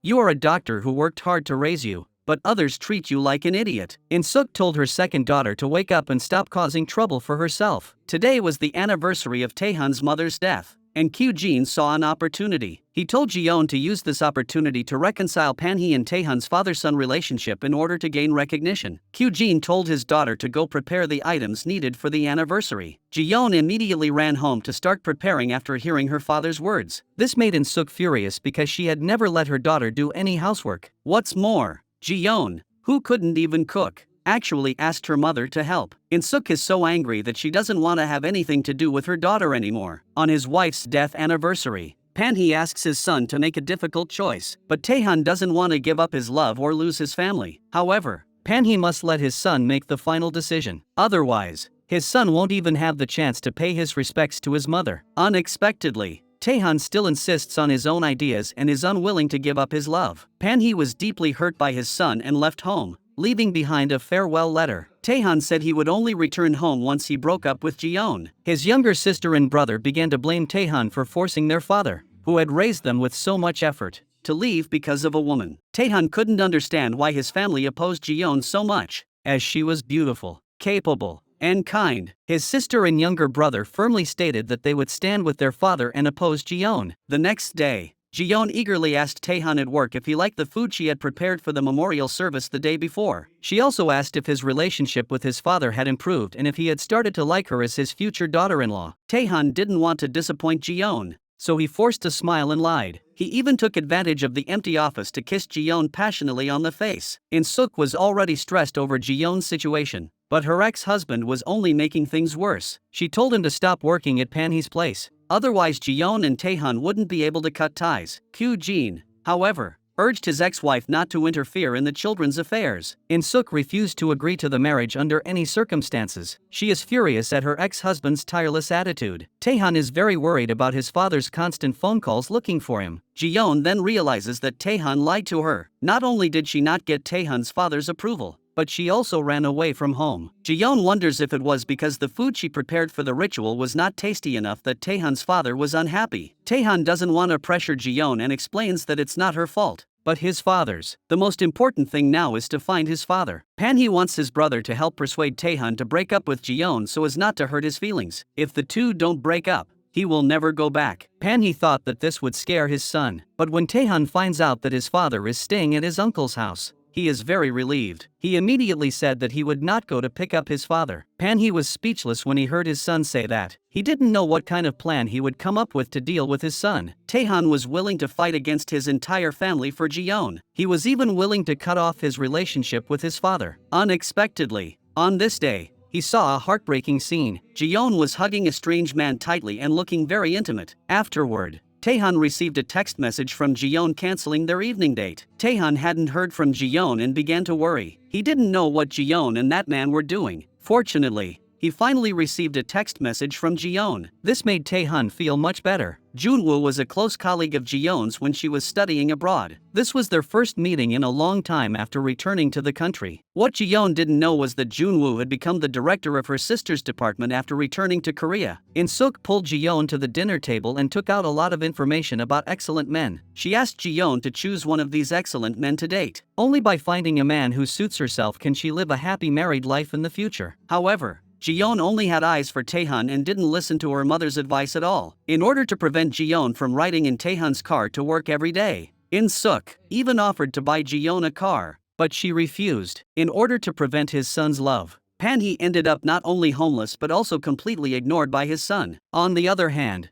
Insuk, who stood on the same side as herself, did nothing. He was very indignant and wondered why only he had to suffer. So Panhee immediately called Insuk to confront her, asking if she wanted to become his son's mother-in-law. He told Insuk to take responsibility for separating the two children. Insuk was also worried about her eldest daughter Jaehai's marriage. Ever since she was accused of meddling in other people's business last time, she didn't dare to interfere with Jaehai's affairs directly, but she was still worried. However, every time Insuk asked her, Jaehai always said the same thing, reassuring her mother that she would take care of her own affairs. This made Insuk even more worried. But she could only worry anxiously. She couldn't do anything about her eldest daughter's affairs at the moment, so Insuk decided that she had to take care of her second daughter's affairs first. That evening, Insuk secretly invited Taehan to her home, greeting him with a warm smile. She even prepared a lavish feast to entertain him. Taehan felt extremely uneasy upon seeing this. Sure enough, after nervously finishing the meal, the real show began. Insuk took out a lot of information about outstanding men and presented it to Taehan. Every man here was much better than Taehan. Insuk wanted to use this method to hurt Taehan's pride and make him give up pursuing Jiyeon, but Insuk never expected that she had miscalculated this time. Taehan said that he would never betray Jiyeon's devotion to him. Insuk was furious when she heard this. She had worked so hard to raise her daughter to become an outstanding doctor. She would never let such an excellent daughter marry a man with poor qualifications. Insuk believed that Taehan just wanted to find a woman with good qualifications to marry for the convenience of his future life. Taehan told Insuk not to go too far. He promised that he was determined not to give up because he loved Jiyeon. But Insuk refused to give up and continued to say harsh words to provoke Taehan. Jiyeon would eventually abandon Taehan. She urged Taehan to cut his losses and not wait until his self-respect was severely damaged. Taehan couldn't hear Insuk's advice. He didn't want to continue talking with Insuk anymore. Taehan finally stated firmly that his self-respect would never allow him to give up on the person he loved. Then he thanked Insuk for the delicious meal and left. Jiyeon's situation made Insuk forget what it meant to be happy.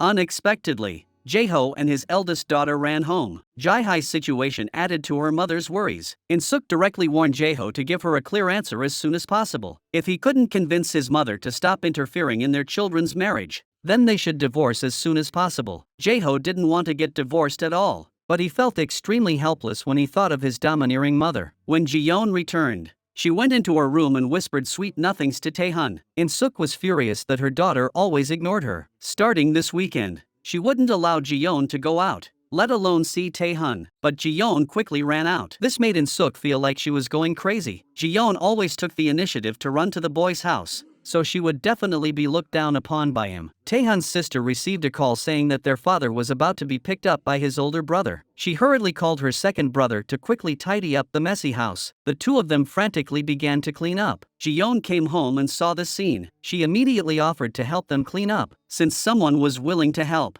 Taehan's sister gladly accepted. This way, she could take it easy. Jiyeon is also very happy, thinking that this will allow her to prove her worth and build a good relationship with her brother and sister. Taehan finally manages to bring his father, who ran away from home, back. But as soon as Pan-hee enters the house, he sees the person he least wants to see. He immediately goes to his room and calls Insuk, blaming her for not disciplining Jiyeon properly. Insuk is filled with anger when she sees Jiyeon holding Taehan's hand as they return home. She rushed over and tried to discipline her good-for-nothing daughter. Taehan saw this and quickly stood in front of Jiyeon. Insuk was even more furious and beat Taehan mercilessly. Now Jiyeon was running around doing laundry and cooking at someone else's house, which Insuk couldn't accept. Insuk thought her daughter should be sleeping in instead of wasting her time like this. However, this time, Insuk not only hit Jiyeon for the first time, but also hit Taehan. This finally caused Jiyeon, who had been suppressing her feelings, to explode. When she got home, she had a violent argument with her mother. Jiyeon wanted her mother to stop interfering in her life. She believed that her mother had no right to destroy her love. Insuk was furious and told Jiyeon to wake up. She just didn't want her daughters to experience the same failed marriage as her. She had suffered all her life, so she didn't want her children to be like her. That was why Insuk had spared no expense in raising her three daughters to be outstanding individuals. But now, instead of learning from her mistakes, her daughters were determined to accept unhappy marriages. Jaehai wanted to pull her sister back into the room. If she said something to hurt her mother, the consequences would be unimaginable. But Jiyeon is not finished and insists on finishing what she has to say. She believes that if she cannot even choose her own love, then what is the point of her doctorate?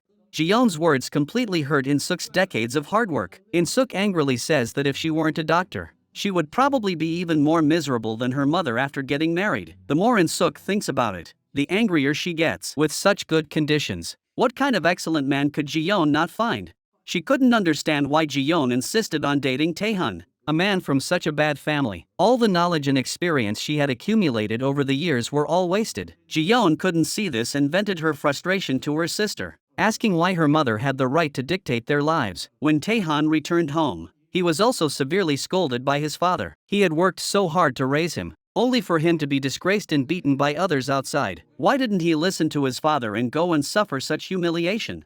Pan-hee begged his son to give up on Jiyeon. He looked up and saw Qene, his savior and Jiyeon's father. Pan-hee didn't know what to say and could only turn around and go back to his room. Seeing his father in such pain, The younger son accused Qene of not being a good person and said he shouldn't continue to live in their house. If it weren't for his daughter, their family wouldn't be in such chaos. Tae-hun, blinded by love, deeply disappointed his younger brother. However, even so, Qene still held Tae-hun's hand and encouraged him. He told him not to give up, that as long as they loved each other, they could overcome everything. It seemed that Qene was determined to make Tae-hun his son-in-law. Insuk, determined to stop her daughter from continuing her secret meetings with Tae-hun, went so far as to drive her to and from work every day. But this still couldn't stop Ji-yeon's determination to be with Tae-hun. After work, she avoided her mother waiting outside and followed Tae-hun home. Ji-yeon begged Tae-hun's father to agree to their relationship. Pan-hee picked up a water scoop and insulted and chased Ji-yeon away. Since being with Ji-yeon, Tae-hun has stopped listening to his father and has even been beaten and scolded by others. Pan-hee absolutely refuses to allow Ji-yeon to be with his son. Qene witnesses his daughter being humiliated. He can't stand it anymore. Why do parents always have to interfere in the feelings of young people?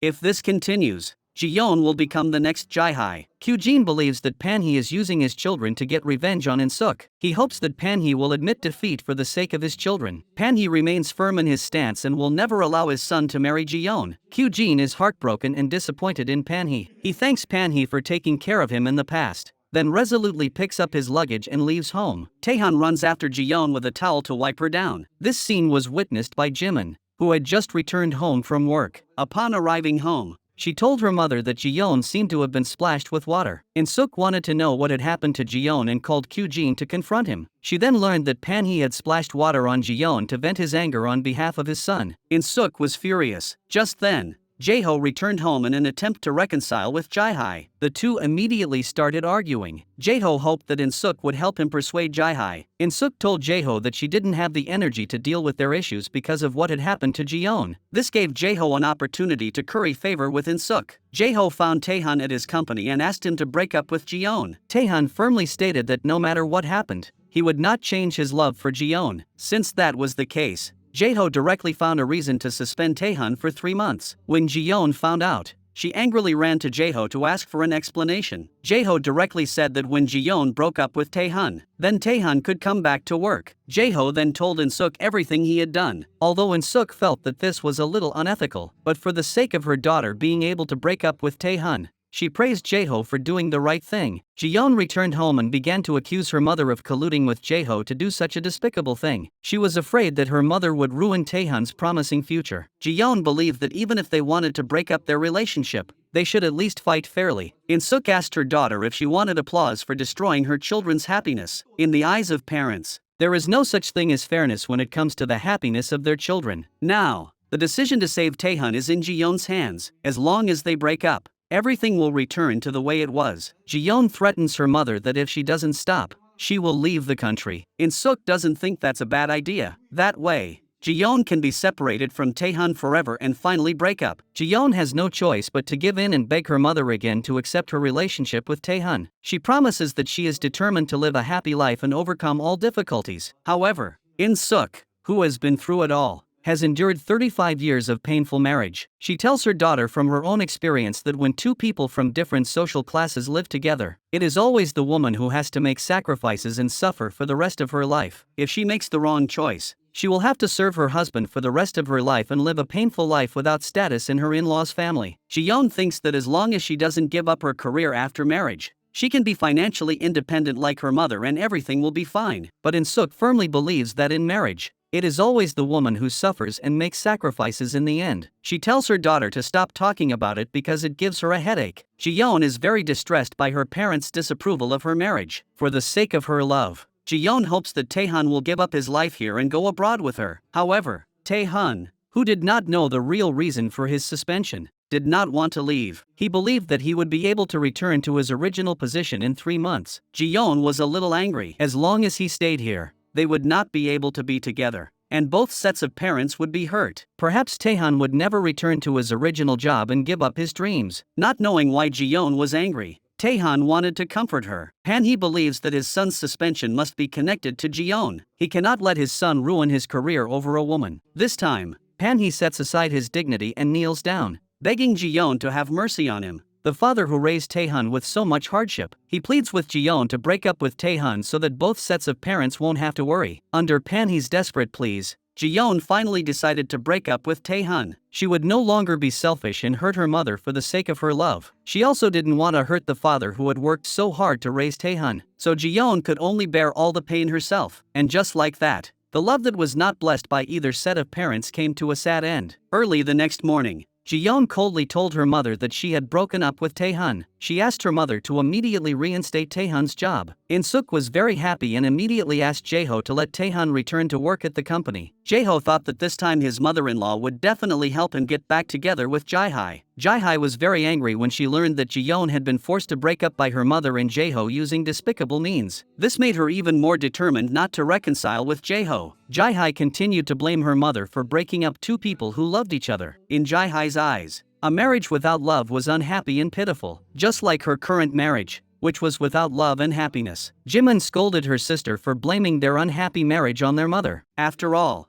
it was her sister who had chosen that marriage voluntarily. Insuk sighed and said that it was all her fault. Jae-hai told her mother not to interfere in Ji-yeon's marriage and then left. Jimin asked her mother what was wrong with her two sisters. At this moment, only the youngest daughter felt sorry for Insuk. Jae-ho helped his mother-in-law but did not get the result he wanted, which made him very depressed. Upon hearing this, Yunsuk took the opportunity to come and stir up trouble between her son Insuk and his wife. She stated that she would interfere in company matters and not let Jae-ho act recklessly. Taehyun did not want to break up with Ji-yeon. Ji-yeon was heartbroken, so she could only use her friend Junwoo as her boyfriend. When Taehyun saw them together, he was furious and turned away. Unexpectedly, Jimin saw the two of them together. She couldn't believe that her sister was with her boss. After returning home, Jimin told her mother the shocking news. She asked her mother to discipline Ji-yeon. Insuk felt that this was extremely ridiculous. In fact, Jimin had fallen in love with Junwoo at work, which was why she was so anxious. She warned Ji-yeon to keep herself pure. Ji-yeon was already upset, and being scolded by her sister made her furious. Their arguing soon woke their mother. Jimin kept accusing her sister of not being right to be with Junwoo. If Ji-yeon was going to do this, she might as well not have broken up with Taehyun. Insuk was so angry that she dragged Jimin out of the room. Pan-hee had a dream that night about a sexy wild boar. He was so scared that he broke out in a cold sweat, wondering why he had such a dream. He thought it might be a good omen and decided to buy a lottery ticket tomorrow. When Pan-hee came out,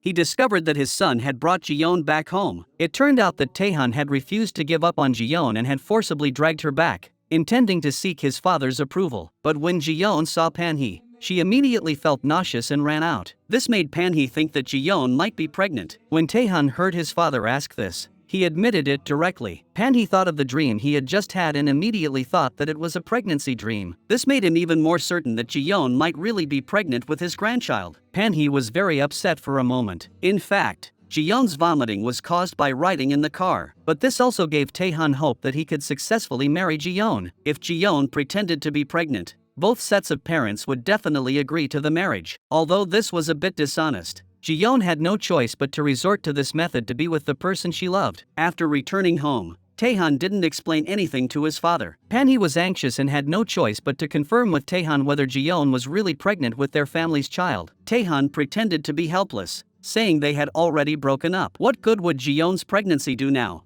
Upon hearing this, Pan-hee immediately urged her son to go and reconcile with Ji-yeon. Taehyun continued his act, complaining that both sets of parents opposed the marriage, so how could he not break up? Sure enough, Pan-hee became even more anxious after hearing this. He told his son not to worry and that he would personally handle the matter. Taehyun looked distressed on the surface but was overjoyed inside. Ji-yeon also began to deliberately act pregnant in front of her mother. However, Insuk thought Ji-yeon had just drunk too much the night before and was vomiting as a result. Pan-hee, desperate to have a grandson, had no choice but to accept Ji-yeon. He sent Qene to explain the situation to Insuk. When Insuk heard from Qene that Ji-yeon was pregnant with Taehyun's child, she couldn't believe it. But then she suddenly remembered Ji-yeon's vomiting earlier that morning. Wasn't that a sign of early pregnancy?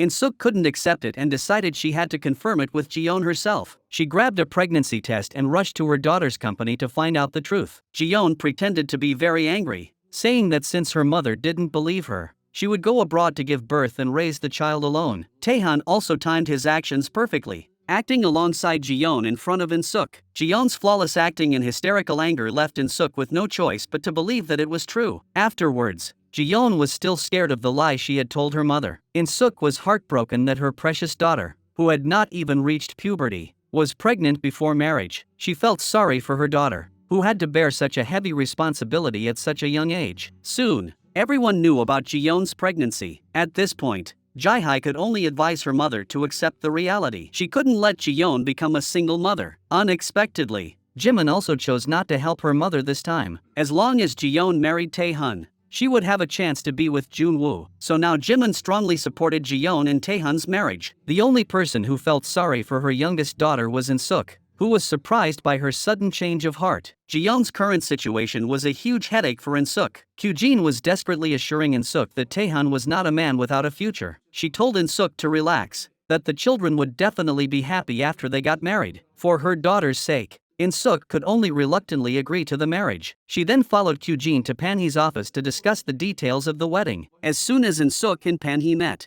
they started blaming each other's children. Jung Ji-I scolded Insuk, saying that now was not the time to argue. Was she really going to let her daughter become a single mother and live abroad forever? Qene then accused Panhee of being a man and should be more magnanimous. Instead of nitpicking with a woman, he kept accusing Panhee of not thinking about the children. But in reality, these words were all meant for Insuk. In the end, Insuk had no words and had to accept reality. The two sides finally sit down to discuss the marriage for the sake of the children. Panhee apologizes to Jiyeon for his previous behavior. However, Insuk is extremely reluctant to apologize to Taehyun. Panhee is unwilling to accept this and immediately starts arguing with Insuk again. Jiyeon and Taehyun see the two arguing and immediately say that they will not get married. If you continue to argue like this, you will never be happy after marriage. Taehyun even stands up and makes a move to leave. Qene quickly acts along with Taehyun to stop him. In the end, Insuk has no choice but to give in and agree to the marriage she doesn't approve of. Taehyun is happy that he has finally achieved his goal and jumps up. Everyone is happy except Insuk, who is still gloomy. Insuk just wants her precious daughter to be happy after marriage. She didn't want her to end up like her, working hard all her life and living a painful existence. Insuk once again asked Jiyeon if she would regret marrying Taehyun. Jiyeon firmly stated that she loved Taehyun. She also believed that their married life would be happy. Since her daughter had made her final decision,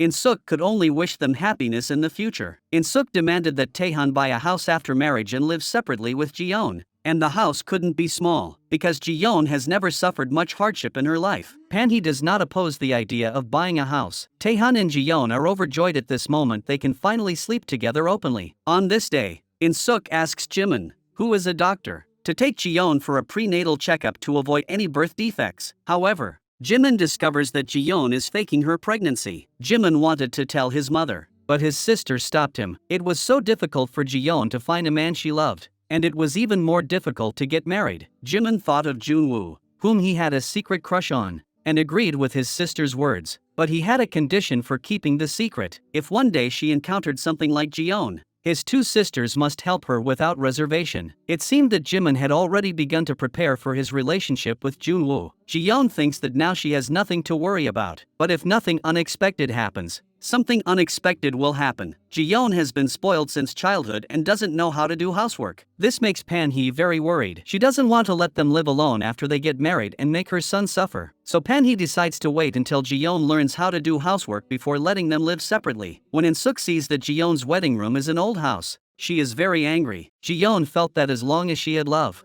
it didn't matter where she lived. Having suffered so much, Insuk immediately refused to agree to the marriage. Insuk directly offered to raise the child in her womb on her daughter's behalf. Jiyeon begged her mother to stop being unreasonable. As long as she could be with Taehyun, she didn't care where she lived. Jiyeon simply didn't understand her mother's well-meaning intentions. Instead, she blames her mother for interfering in her life. Her mother's actions are suffocating her. Whether her marriage is difficult or unhappy, it is her own business. Jiyeon bluntly tells her mother that she doesn't want to live her life looking at her anymore. Her words are like a sharp knife stabbing her mother's heart. Insuk can only decide with a heavy heart not to interfere in her daughter's marriage anymore. She warned her not to come back and blame her for her suffering in the future. Jiyeon and Taehyun were preparing to renovate their house and fantasizing about their beautiful and happy life after marriage. Insuk was at home, feeling sad and depressed. At that moment, Panhee called to inform her that the two families would officially meet. Insuk, who had been feeling a little sad,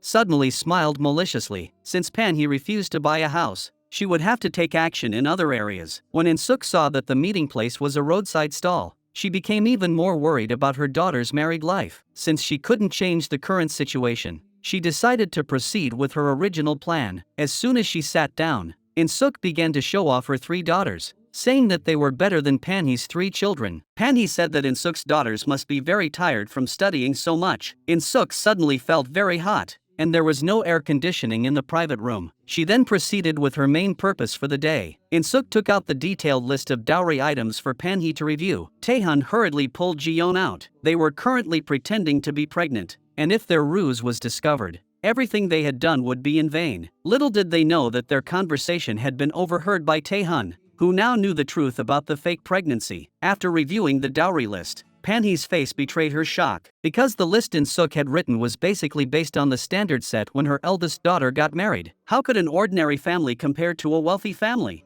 Insuk was just trying to get more dowry for Jiyeon, in case her daughter wasn't happy in the future. At least she'd have the dowry as a safety net. But Jiyeon didn't need those things, which made Pan-hee very happy. First, he couldn't afford the dowry Insuk was asking for, and second, he didn't think it was necessary. Amid everyone's confusion, Pan-hee directly took out the dowry he had prepared. It was a golden ring weighing 3 grams, shining brightly. Pan-hee explained that this was a ring passed down through generations in his family since the Tang dynasty in China, specifically prepared for his son's bride. It was an heirloom that couldn't be measured in money. Jiyeon took the ring and was overjoyed. She felt that this ring completely outshone all the dowry her mother had arranged. Insuk couldn't accept her daughter's current state. Jimin thought his sister was so naive she was beyond help. Just then, Taehan stood up and stopped his brother from marrying Jiyeon. Taehan quickly covered his brother's mouth. Taehan was going to reveal the truth about Jiyeon's fake pregnancy. He couldn't let everyone be forced into this marriage under his brother's lies. Taehan acted quickly and forcibly dragged his younger brother out. Back home,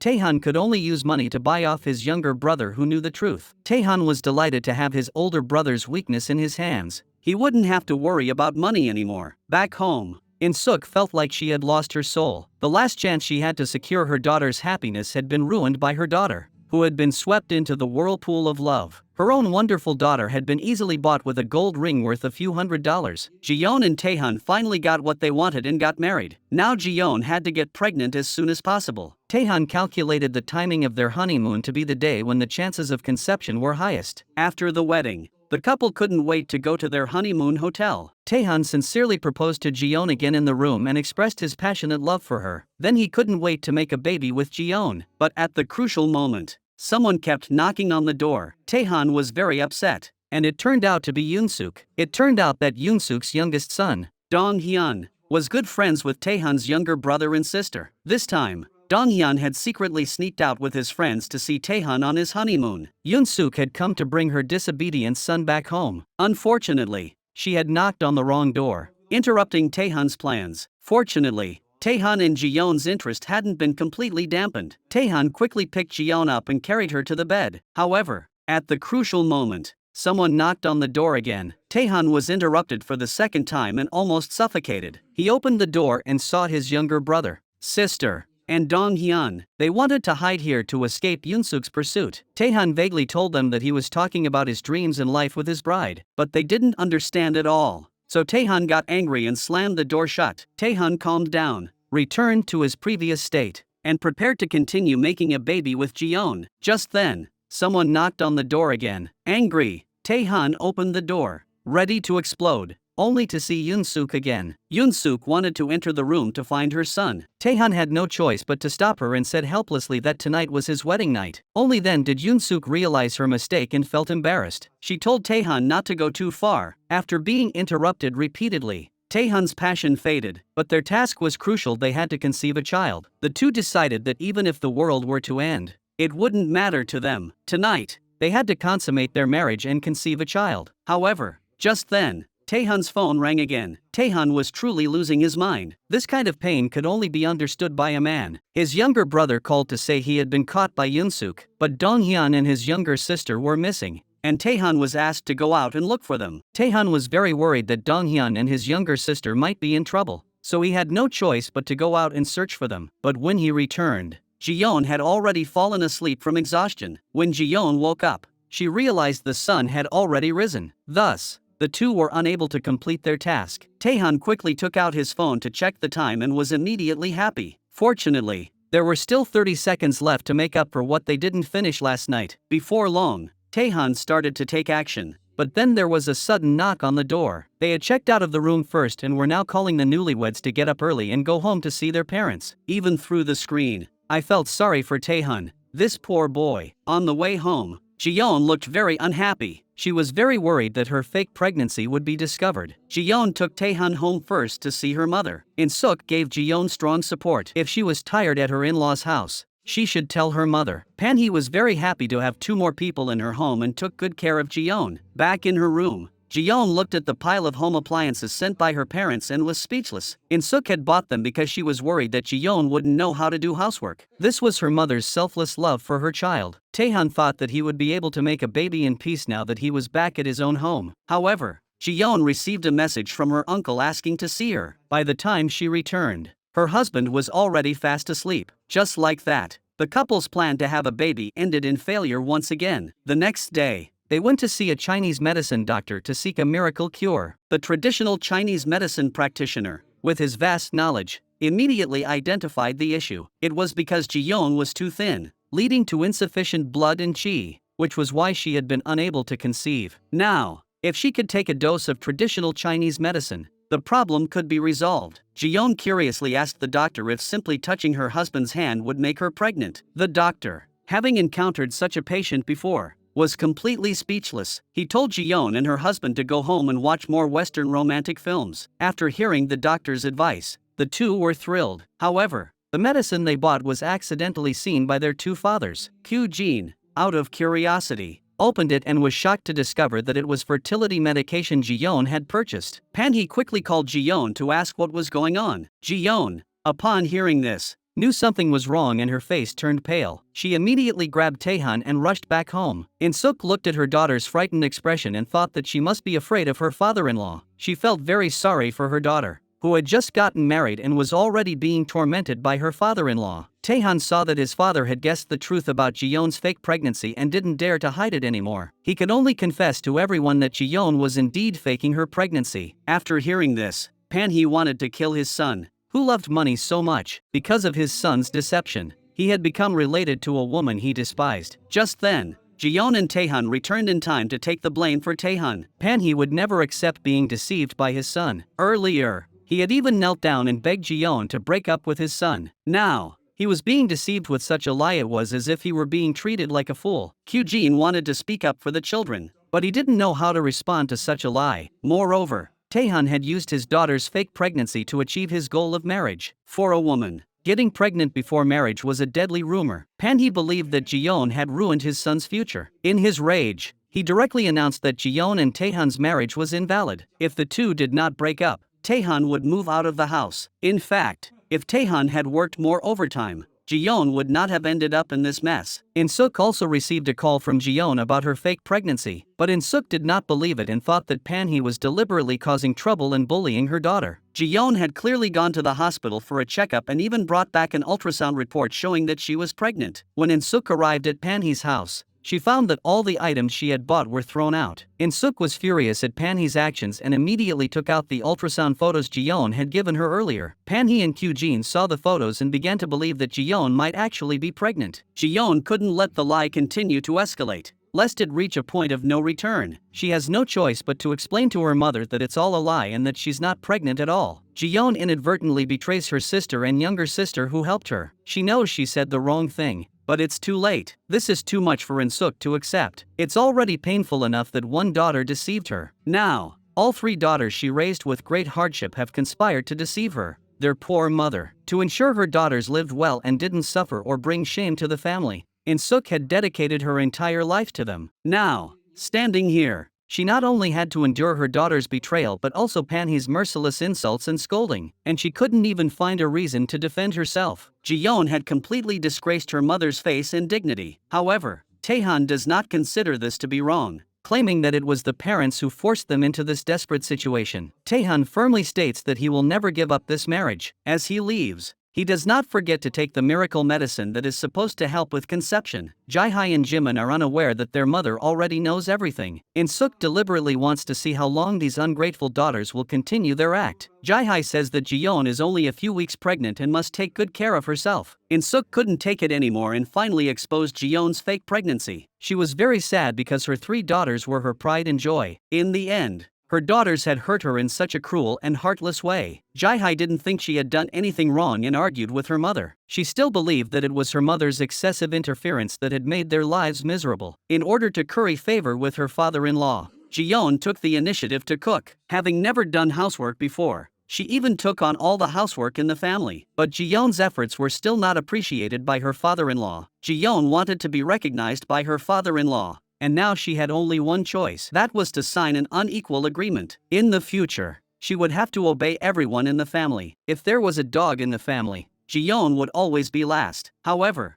as long as she could be accepted by this family, Jiyeon didn't think twice and agreed immediately. Insuk didn't raise her daughters with great difficulty so that they could become slaves in their in-laws' homes. She herself had suffered in such a life for more than 30 years. Over the years, she worked hard to earn money and gave her daughters the best of everything. Unexpectedly, not only did her daughters fail to understand Insuk's good intentions, they also followed in her footsteps and became humble and undignified daughters-in-law. When Insuk learned of Jiyeon's actions at her in-laws' home, her heart ached as if it were being pierced by 1,000 arrows. But this time, she didn't rush over to stop Jiyeon like she had before. If her daughter insisted on throwing herself into the fire without regard for her dignity, as a mother, she had already done everything she could and was powerless to stop her. Insuk decided to turn a blind eye and pretend she had no such daughter. Pan-hee began waking Jiyeon up before dawn every day to make breakfast. On the first day, Jiyeon was late and was harshly scolded by Pan-hee. She finally managed to finish making breakfast but didn't even get a chance to take a bite. She had to keep running around doing chores as her family demanded. All of Jiyeon's energy was consumed by household chores. This caused her to be listless at work and make mistakes, which led to her being scolded by her superiors. However,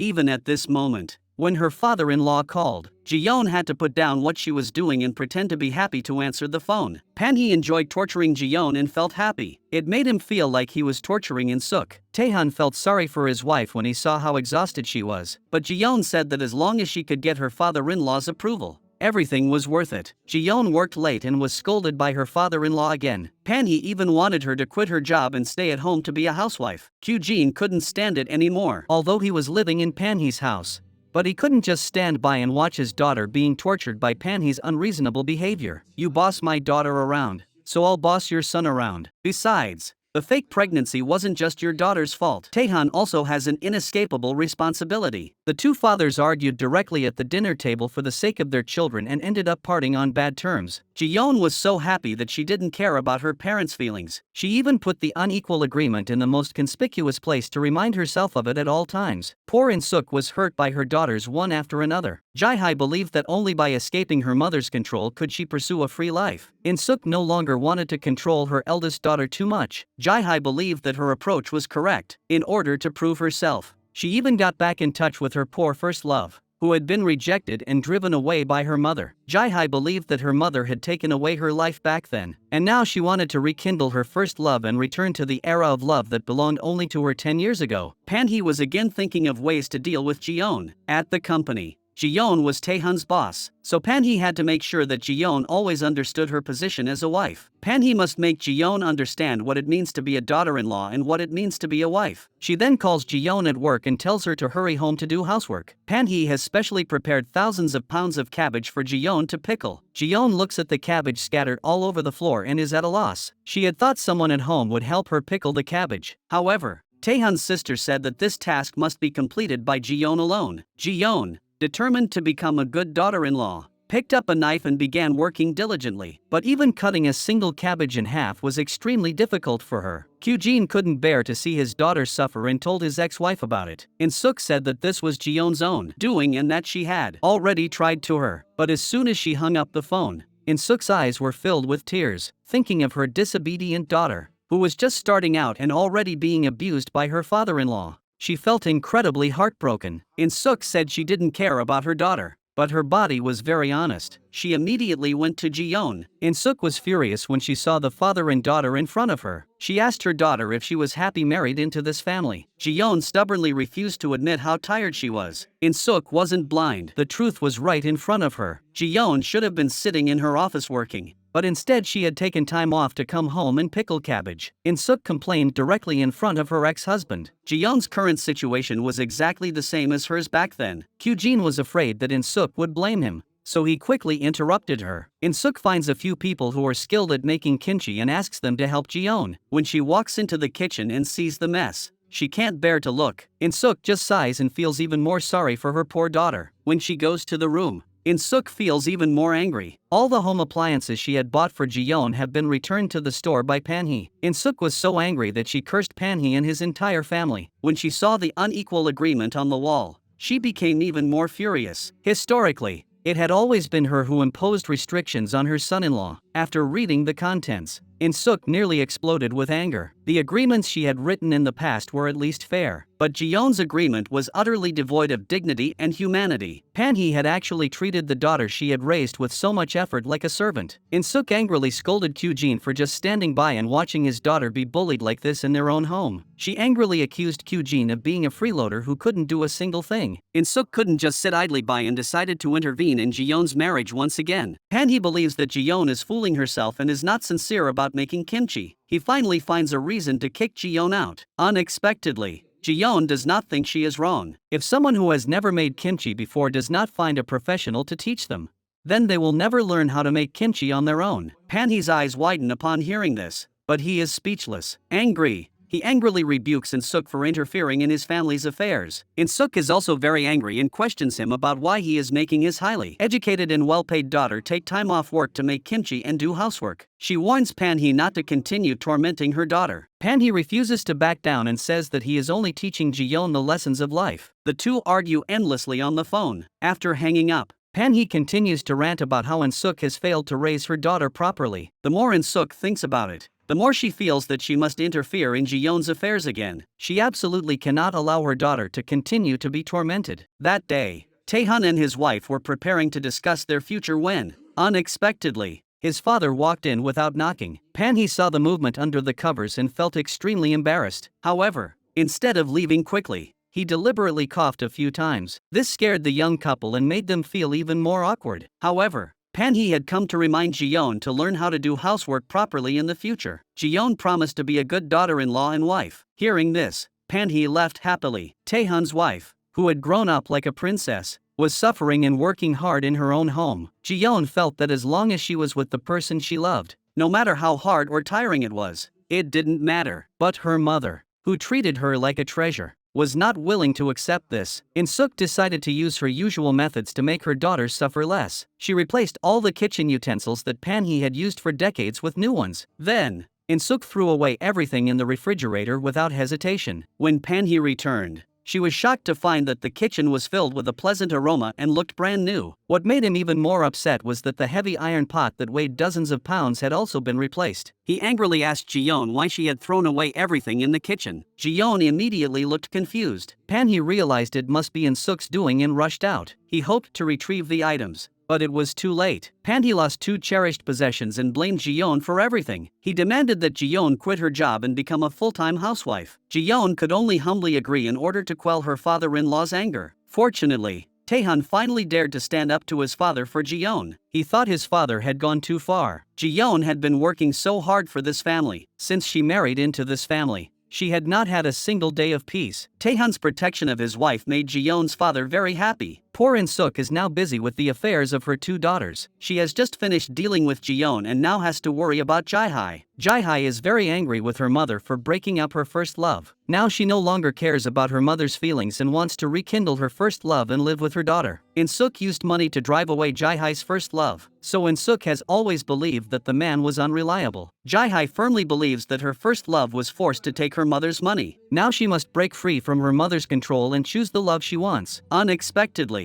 Jiyeon rushes over in a huff. Insuk knows immediately why Jiyeon has returned. Jiyeon starts scolding her mother for interfering in her affairs and causing trouble for her. The eldest and second daughters have already disappointed Insuk greatly. Now she only hopes that her youngest daughter, who was still unmarried, will not follow in her sister's footsteps and hurt her. Jimin quickly sat beside her mother and began scolding her two sisters for being so irresponsible. The two sisters have disappointed their mother's expectations. Everything their mother has done was for us to live a better life. Fortunately, there is still one daughter who understands Insuk's heart. This is the only thing that comforts Insuk in her despair. Now, Insuk only hopes that Jimin will marry her boss, President Wu. President Wu is also the son-in-law that Insuk is most satisfied with. The two sisters laugh and chat carefree outside, feeling grateful that they have escaped their mother's control and found their own happiness. When Jimin comes out, the two begin to scold her for daring to say such things in front of their mother. Jae-hai and Ji-yeon remind their younger sister not to let their mother worry about the marriage. That day, Jae-ho rushes to Insuk for help. He has always been unwilling to divorce and has been trying everything to win Jae-hai back. But that day, he discovers a huge secret. If he doesn't stop it in time, Jae-hai will fall into an endless hell and ruin her future. That day, Jae-hai and her first love secretly met at a hotel. The man had secretly installed a camera under the TV. Just as the two were about to take things further, a text message revealed the true, despicable nature of Jae-hai's first love. Insuk told her daughter that Yunsuk had bribed the man. Sure enough, after searching, Jae-hai eventually found the hidden camera. Only then did Jae-hai realize that she had been deceived by her first love. In her anger, she slapped him hard across the face. Jae-hai hid in the hotel room, crying her heart out. This was the result of not listening to her mother's advice. Jae-hai took her daughter and went into hiding. She didn't answer her mother's calls. She only called Ji-yeon over to confide in her about the pain in her heart. This was the first time Jae-hai had lived the way she wanted. But in the end,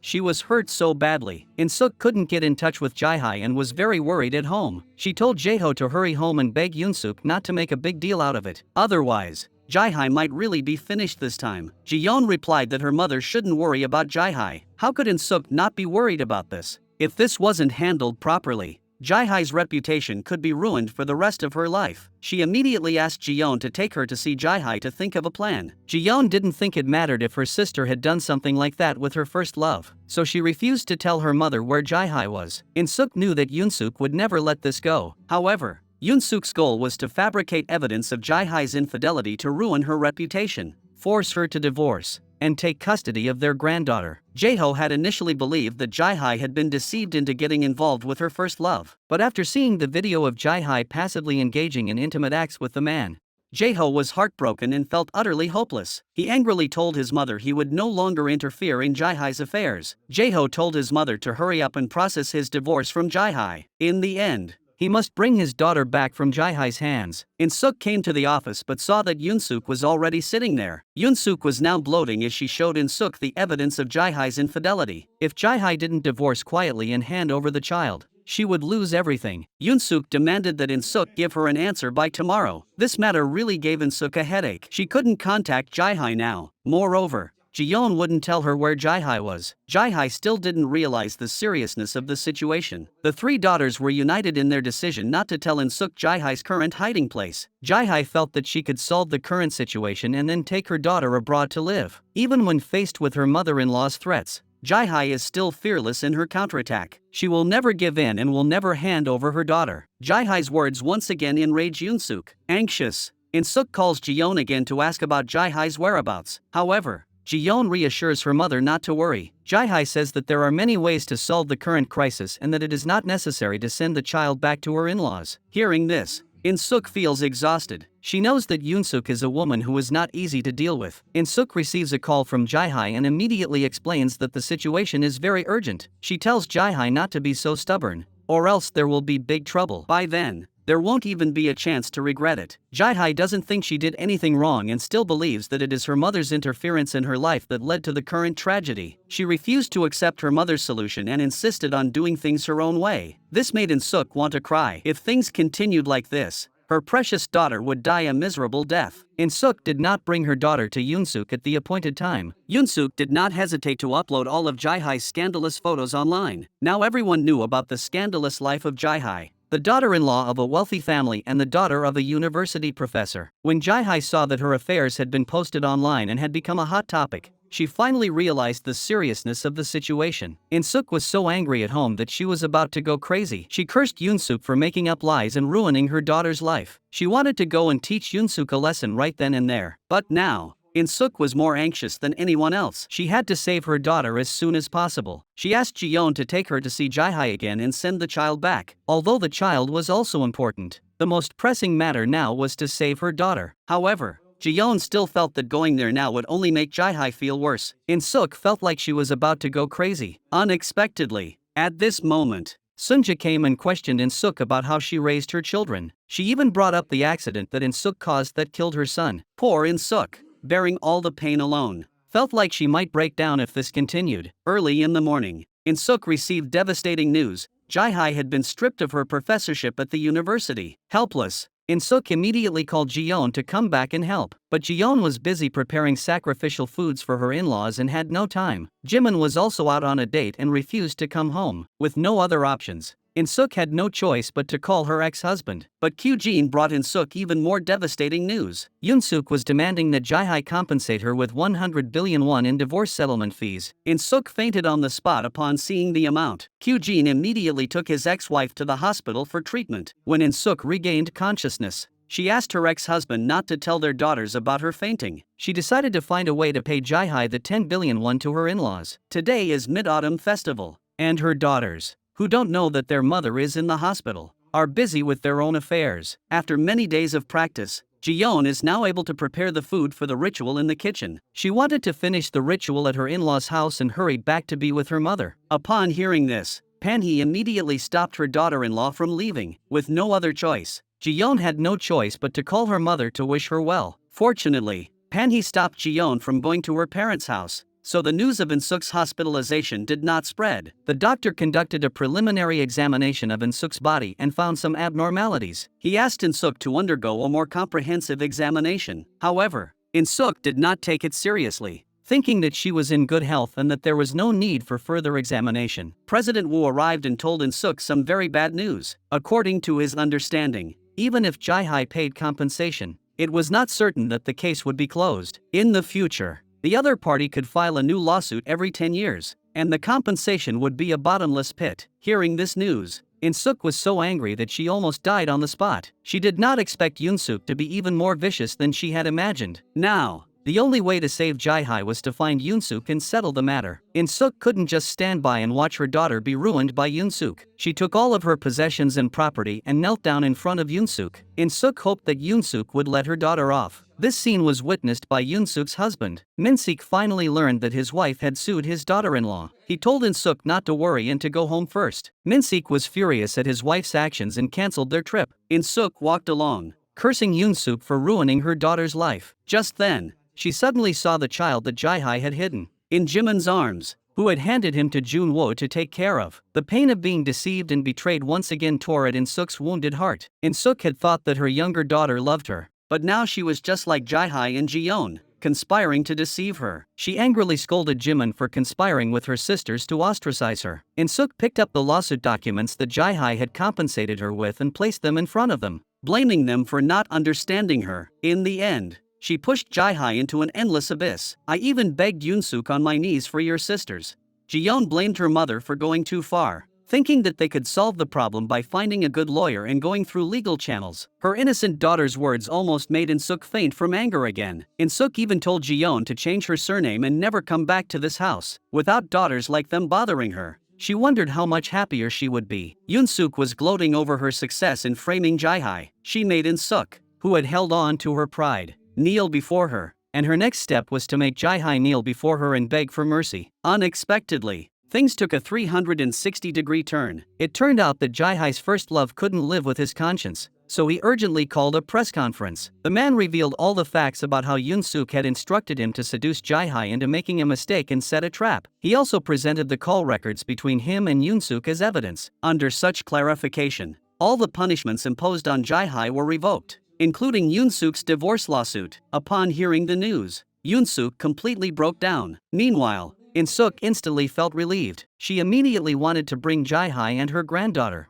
who were hiding outside, back to live with her. She happily decorated the room, not feeling the slightest bit angry at Jae-hai for what she had done. Insuk thought that her daughter had suffered recently and made some delicious food. However, Jae-hye still felt that she would never get the happiness she wanted by staying with her mother. She felt that she had to leave her mother in order to live the life she wanted in her own way. Insuk believed that Jae-hye had brought this upon herself by not listening to her. She only wanted Jae-hye to return to her original position and become a remarkable professor. In order to save her, Insuk was willing to give up all her dignity and kneel in front of Yunsuk. Jae-hye angrily said that she didn't want her mother to do this. She felt that she was just her mother's puppet. Jae-hye believed that she had never been happy under her mother's arrangements. These words completely broke Insuk's heart. She was so angry that she wanted to kick Jae-hye out and cut off all ties with her. At this point, Jae-hye still believed that Insuk had raised her to be a professor to show off. Insuk had raised her daughter with great hardship, only to have her say such heartless words. Insuk couldn't hold back any longer and finally let out all the grievances she had been harboring in her heart. After losing her son, she had endured humiliation and worked tirelessly for decades for the sake of her 3 daughters. In the end, Insuk didn't expect her daughters to be overly grateful, but she didn't want them to repay her in this way either. She couldn't stand it anymore and flew into a rage at home, demanding that Jae-hye leave the house immediately. Insuk felt that her entire life had been a waste. She threw all the food she had prepared for Jae-hye on the floor. She wanted to see how Jae-hye would raise her daughter in the future. Qene understood Jae-hye very well, but at the same time, he deeply understood how difficult his ex-wife's life had been. He told Jae-hye all about the torment and suffering Insuk had endured during this time. But at this moment, Jae-hye only wanted to get away from her mother. She couldn't truly understand the meaning of her father's words. She resolutely took her daughter and chose to live her own way. At this moment, Jae-ho also launched a counterattack against his mother. He learned that it was his mother who had bribed someone to frame Jae-hye, and he finally couldn't take it anymore. Jae-ho joined forces with his father to dismiss his mother from her position at the board of directors. But Yunsuk used her advantage as the largest shareholder to dismiss her husband from his position instead. Jae-ho had prepared in advance and entered the meeting room with a large number of shareholders. He publicly stated that he could not protect Yunsuk and that he wanted to run a company with a conscience, which was supported by the shareholders. In the end,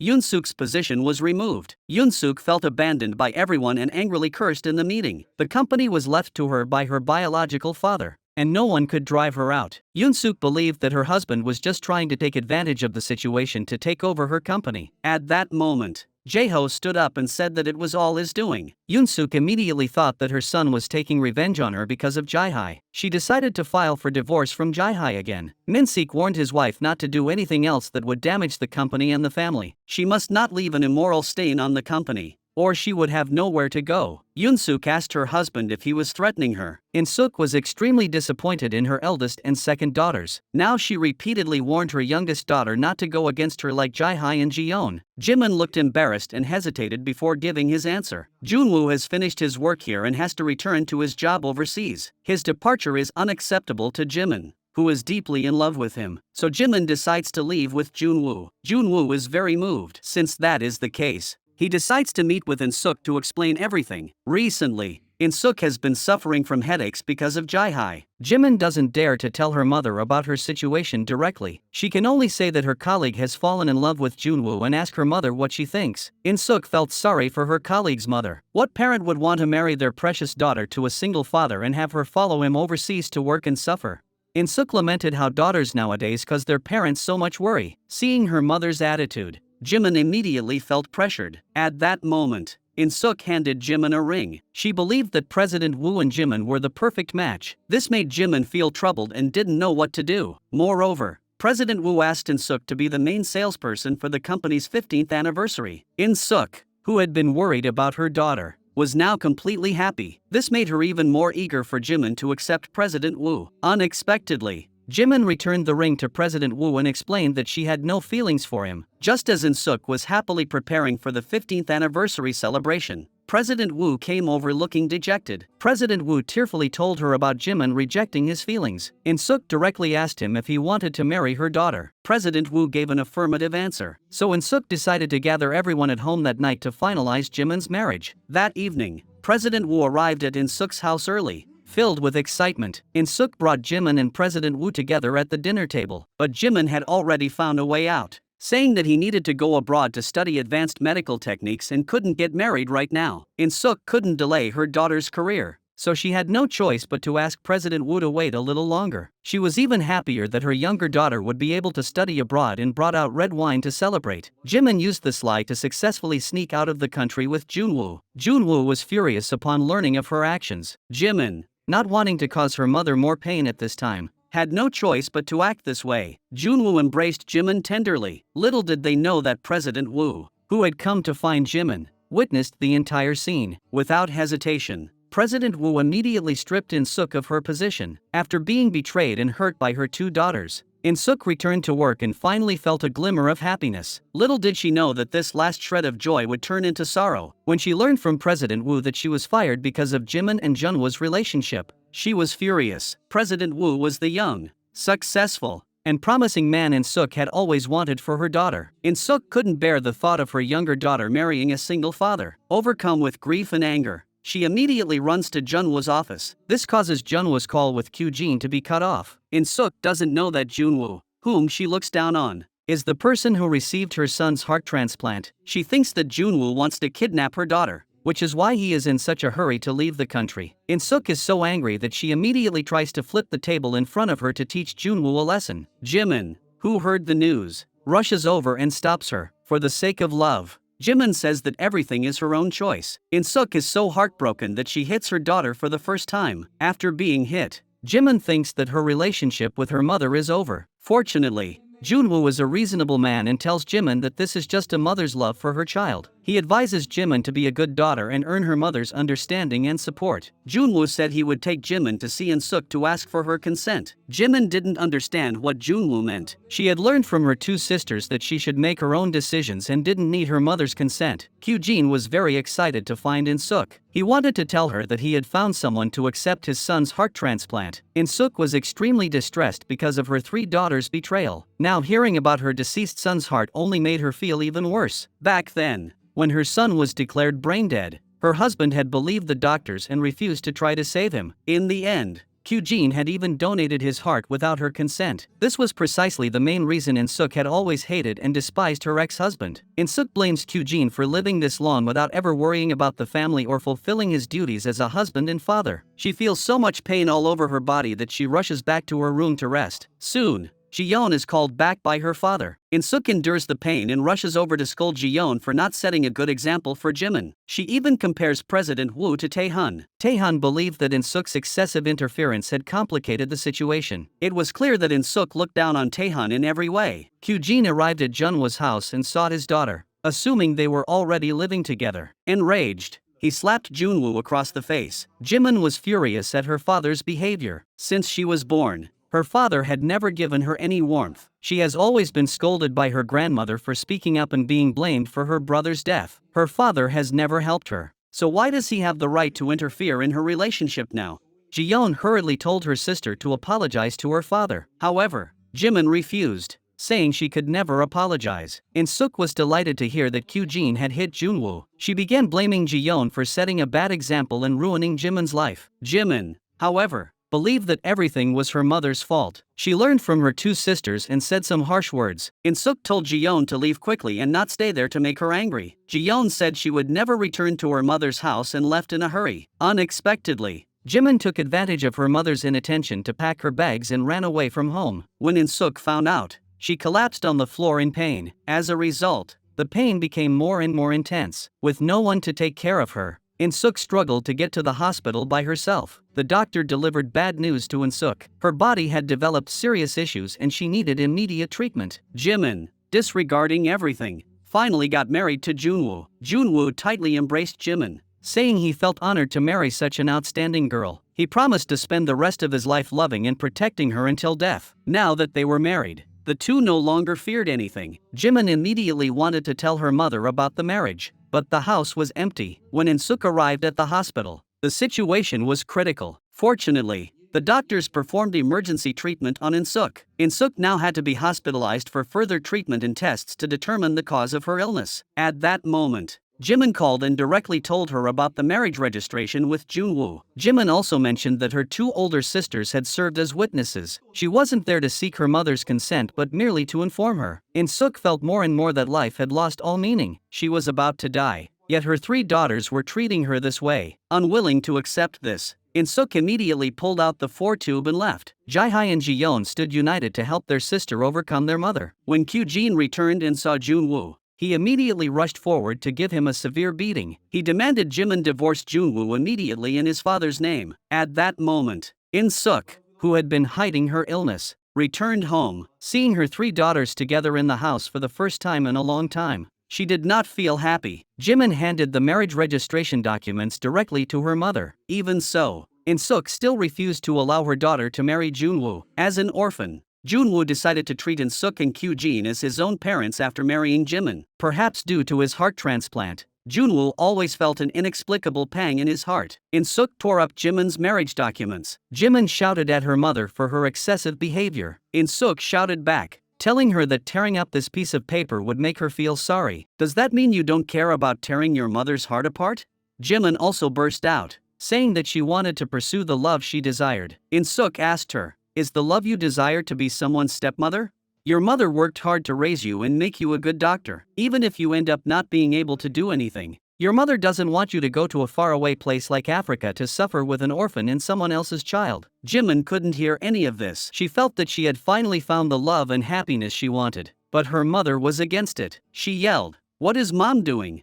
Insuk heard this and immediately started to fight. Junwoo told Insuk that he was taking Jimin to Africa next week. Feeling desperate, Insuk made a final decision. If Jimin left with Junwoo, they would never see each other again. Jimin didn't hesitate and ran out. Who knows how Insuk will feel when she finds out that Junwoo's heart belongs to her son.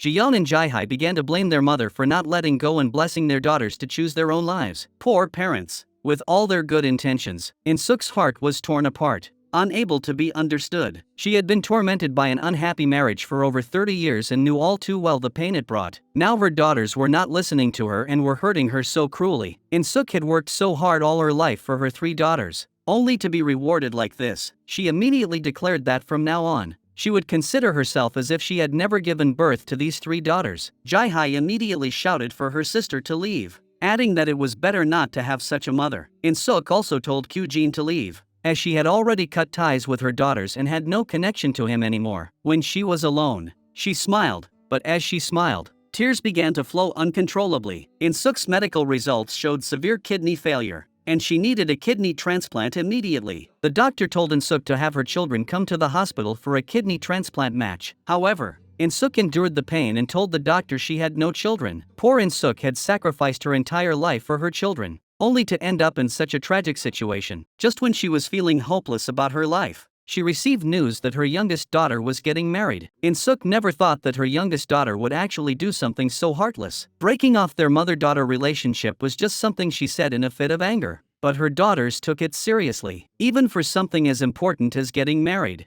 they didn't invite her, their mother, or even notify her. But Insuk still came to Jimin's wedding venue. She watched her beloved youngest daughter, immersed in the joy of marriage. From afar, Insuk could only silently wish her daughter happiness in her future life. But the pain in her heart was something only she knew. Living had lost all meaning for Insuk at this point. Her 3 daughters were heartlessly immersed in the joy of defeating their mother. Qene immediately told his daughters that their mother had just been there. Jimin said that she had already cut off all ties with her mother. Hearing this, Qene felt only sadness and anger towards Junwoo, although he was not a responsible father. Insuk was definitely a great mother who would sacrifice everything for her children. In order to give birth to 4 children, Insuk had suffered a lot in the past. Now, Qene was extremely disappointed in his 3 daughters' behavior. Qene thoughtfully escorted Insuk home. Insuk suddenly turned around and looked at him. Qene thought Insuk was asking him to leave. Unexpectedly, Insuk asked Qene to stay and move back in with her. There were so many empty rooms in the house, and she told him to choose anyone he wanted. Insuk dragged her exhausted body back to bed to rest. At that moment, Panhee called to ask Insuk how the family gathering went today. It turned out that today was Panhee's birthday, but her son had taken his wife to his mother's house for the gathering, leaving him alone at home. Insuk forced a smile and told Panhee she was very happy and joyful. They took photos together and ate many delicacies. Being able to give birth to 3 such outstanding daughters who always think of their mother is the greatest blessing of my life. Upon hearing this, Panhee felt even more uneasy and began to say some harsh words. As soon as she hung up the phone, Insuk began to vent her pain. Then she took out 3 wooden boxes. Each wooden box represented one of her daughters. Inside each box were Insuk's love and memories of her daughters. She never thought that such a painful day would come, since her daughters all felt that they had found happiness for themselves. As their mother, Insuk could only wish them eternal happiness. She could only tell herself that after all, she had been happy with her daughters. Insuk didn't want to tell anyone about her illness. She wanted to quietly say goodbye to her daughters and then die in silence. She sent the 3 wooden boxes containing her daughters' belongings to them and then lost contact with them. This sudden turn of events indeed made her daughters feel something was amiss and worry about their mother. Jai-hai, however, felt that this was her mother's way of defying them. She reminded her 2 sisters that since they had come this far, they must persevere. Their mother would surely return soon. The vanished Insuk had now arrived at the television shopping company where she had worked for decades. This place not only held her hard-earned sweat but was also the only source of income she had used to raise her 3 daughters. It was because of this job that she was able to escape from her abusive in-laws. Now she has to leave Insuk forever, and she is filled with sadness. President Wu thought that Insuk had come to beg him to let her return to TV shopping. He was still angry with Jimin for not being with him. Insuk smiled and told President Wu that she had not come to beg him, but to ask him to continue leading TV shopping to greater success. She forgot to advise President Wu to forget about Jimin. President Wu was so depressed that he didn't say goodbye to Insuk. Qene was very worried because he hadn't been able to contact Insuk, but just when he was getting anxious, Insuk took the initiative to contact him. Qene was really afraid that something had happened to Insuk and told her to hurry back and get some rest. Insuk told him not to worry and that she should rest well now. She asked Qene not to come looking for her again and said she wanted to have some fun. However, Insuk had returned to her parents' home, which she had not contacted in decades. Her younger brother asked Insuk what she was doing back home. Insuk said she was just passing by to see her elderly mother. Her younger brother scoffed and thought Insuk was just pretending to care. If she really cared, why hadn't she come back to visit her parents' home once in over 30 years?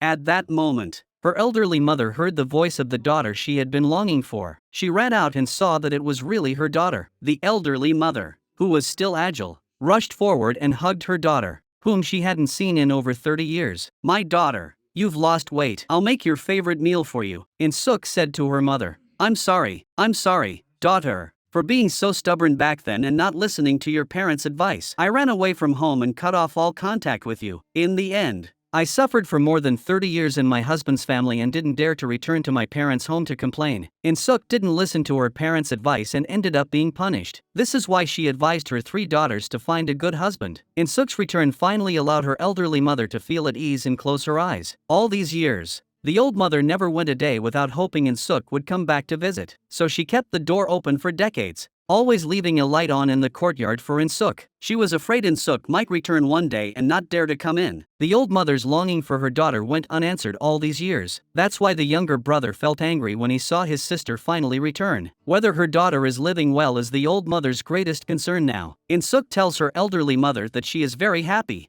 especially since she has 3 wonderful daughters. This is the greatest happiness in her life and the thing she is most proud of. However, her elderly mother does not know that Insuk is suffering greatly in her heart as she says these words. Seeing that her daughter is doing well, the elderly mother feels at ease. Unexpectedly, Insuk's condition suddenly worsens and she begins to vomit. However, she only tells her mother that it is probably caused by indigestion. As a result, she fainted in her mother's arms. The next day, Insuk went to her father's grave to pay her respects. She also said sorry to her deceased father. Insuk's purpose this time was to say goodbye to her family before she died. Seeing her elderly mother still caring so much about her, Insuk's heart ached. This farewell might really be forever. At the same time, Qene attended the funeral of the doctor who had taken his son's heart for a transplant. He was shocked to find his younger daughter there. Qene saw Junwoo and was so angry that he wanted to leave. He called the person who had received his son's heart, but the person who answered the phone was Junwoo. It was then that Qene learned that Junwoo was the person who was living in this world thanks to his son's heart. Junwoo was also very moved and knelt down in front of Qene. He felt very sorry for Qene and Insuk. He had not yet repaid his debt of gratitude, but now he had torn their family apart. Qene told Junwoo not to think that way. This was fate. He had let Junwoo become his son-in-law, so that his son's heart could return to his parents in this way. Qene had always known this would be the case and would have wholeheartedly approved of Junwoo's marriage to his daughter. Fortunately, they had eventually come together. Back then, Qene had secretly agreed to donate his son's heart. This had led Insuk to hate him for decades. and their divorce was ultimately due to this. Now, his son's heart was still alive and had returned to him. Qene doesn't know if Insuk will choose to forgive him this time. Jeonki is a little excited and takes Junwoo and Jimin home to tell Insuk the news. Maybe Insuk will agree to Jimin's marriage after she finds out. But, unexpectedly, Insuk still hasn't come home. Seeing that Insuk is seriously ill but hasn't come for treatment, her colleagues have no choice but to tell Jimin the news. The disobedient daughters finally learned the truth about their mother's advanced cancer. Now, the daughters who had been preparing to cut ties with their mother were finally panicking due to the cesarean section she underwent during childbirth. Insuk is now unable to undergo dialysis to treat her condition. If a kidney transplant isn't performed immediately, her life will soon come to an end. The daughters finally understand why their mother suddenly disappeared. It turns out that their mother didn't want to tell them about her illness to avoid burdening them and had planned to die quietly on her own. The daughters don't want to lose their mother, but they have no idea where she is. The only one who doesn't know that her mother is dying is Jae-hai, who is at home worrying about her daughter. Jae-hai, who can't do housework or cook, has made her daughter want to leave her. Sometimes Jae-hai is too lazy to cook, so her daughter has no choice but to make instant noodles for herself. Looking at the pile of unwashed pots and pans, it's easy to see what a bad housekeeper Jae-hai is when her daughter accidentally spilled the pot of noodle soup. Instead of receiving comfort from Jae-hai, she was scolded and beaten. Now, Jae-hai has finally experienced how difficult it is to raise a child as a mother. Later, she received a call from Jiyeon and learned that her mother has cancer. Jae-hai is the person who knows her mother best. Jiyeon hopes to find out from Jae-hai where her mother might be. Sure enough, Jae-hai immediately thought of her grandmother's house, because Jae-hai knew her mother had always wanted to return to her hometown but dared not go for some reason. This time, under such circumstances, her mother must have gone. Qene soon confirmed that Insuk had indeed gone to her hometown but had left early in the morning. This made them even more anxious, as it meant their mother was already making her final farewell. Jiyeon and Jimin also realized something at that moment. Their mother had given them the boxes not as a silent guard. At that moment, they all realized their mistake. At a time when Insuk was in such pain, they had hurt her again in such a cruel way. When everyone was at a loss and didn't know where Insuk was, Qene suddenly thought of a possibility. He hurried to check if the wooden box of his deceased son was still there. Sure enough, it was gone. Since Insuk had made her final farewell to each of her children, she must have taken her son's box to the place where she buried him. There was no time to waste. Qene and Taehan immediately set off. Just as Qene had suspected, Insuk had arrived at the seaside where her son was buried. Her son's death was a pain that Insuk would never be able to erase from her heart. "I'm sorry, my son. I shouldn't have let go of your hand back then." Insuk picked up the wooden box and brought it to the beach, then placed it in the sea, letting the waves carry it away. She silently said to herself, "My son, Mom will come to be with you soon." Just as Insuk was about to follow the wooden box into the sea, Qene and Taehan arrived in time. Insuk didn't want to see them again, nor did she want to see her 3 daughters. "We have no connection anymore and have become strangers. Please don't come after me anymore." Insuk was so traumatized that she had to be rushed to the hospital for emergency treatment. Upon hearing the news, Jiyeon and Jimin rushed to the hospital immediately. Qene was terrified, fearing that Insuk might leave this world. At that moment, only Jae-hai was still at home. Though she was worried about her mother's condition, she could only stay at home and call to inquire about the situation. Jae-hai would never forget the harsh words she had said to her mother, that she would never see her again. Insuk's condition worsened and her heart suddenly stopped beating. The doctors rushed to perform CPR. Qene kept blaming himself, thinking that Insuk had become so miserable because she had married a useless husband. His 2 daughters also blamed themselves even more, saying that in the end,